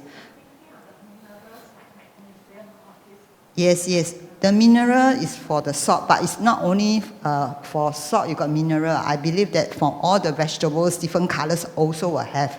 Yeah. Yes, all this also will have. And you say for the bone, actually very important, you need to do exercise. Okay, for the bone, yeah, you need to be balanced. Yeah, it's not only come from the food, like people say, I need to take calcium and all this. But when you take calcium, you also need to take, you also need under the sun, you need to vitamin D, then you can have, your bone will not have too brittle yet. Then you also need to do exercise. You don't do exercise, your bone also will be brittle. That's why all this come together. So food, I don't put is because I know that all the vegetable inside got mineral. It's good enough for us.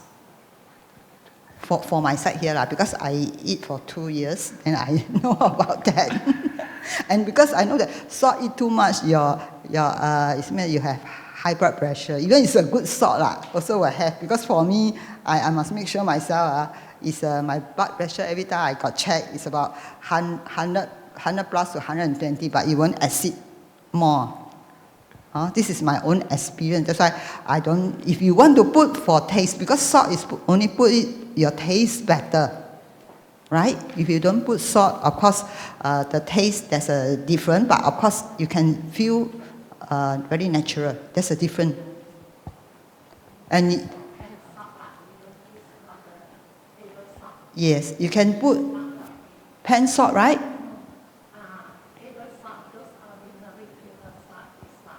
Yes, yes, yes. But for sea salt, but I feel that Himalaya salt is better than sea salt. Salt is good. No, Himalaya salt is better. It's similar, except that sea salt has more magnesium contents than the sea salt, and than the Himalayan salt. Because you're using all the minerals, right? Yeah, they have 86 minerals, except the difference is the magnesium, where the sea salt has more magnesium than the sea salt. Yes, yes. Yeah, but because like you see, I make a broth. My broth inside got kelp. Kelp inside got a lot of minerals. Okay, so you can no need to put the salt. Okay, thank you. Okay, so I think it's getting late now. So I'd like to maybe bring the session to a close. So firstly, can we thank the speakers again for their time and generosity in sharing? And at the same time, we should also thank all of you in the audience for participating and sharing your own experience. Thank you very much as well. And we must not forget all those people who, like the AV people back there, who have worked very hard, and the planners, those who have organized, so Sister Sin Chin, Dr. Chun Yao. So can we give a round of applause to everyone who has contributed to the planning of this? And then we mustn't forget we got tokens of appreciation to our speakers. So I'd like to invite Dr. Sin Chin, who is our resident Suchi doctor. She works at Lakeside to say thank you to all our speakers. Okay, photos as well.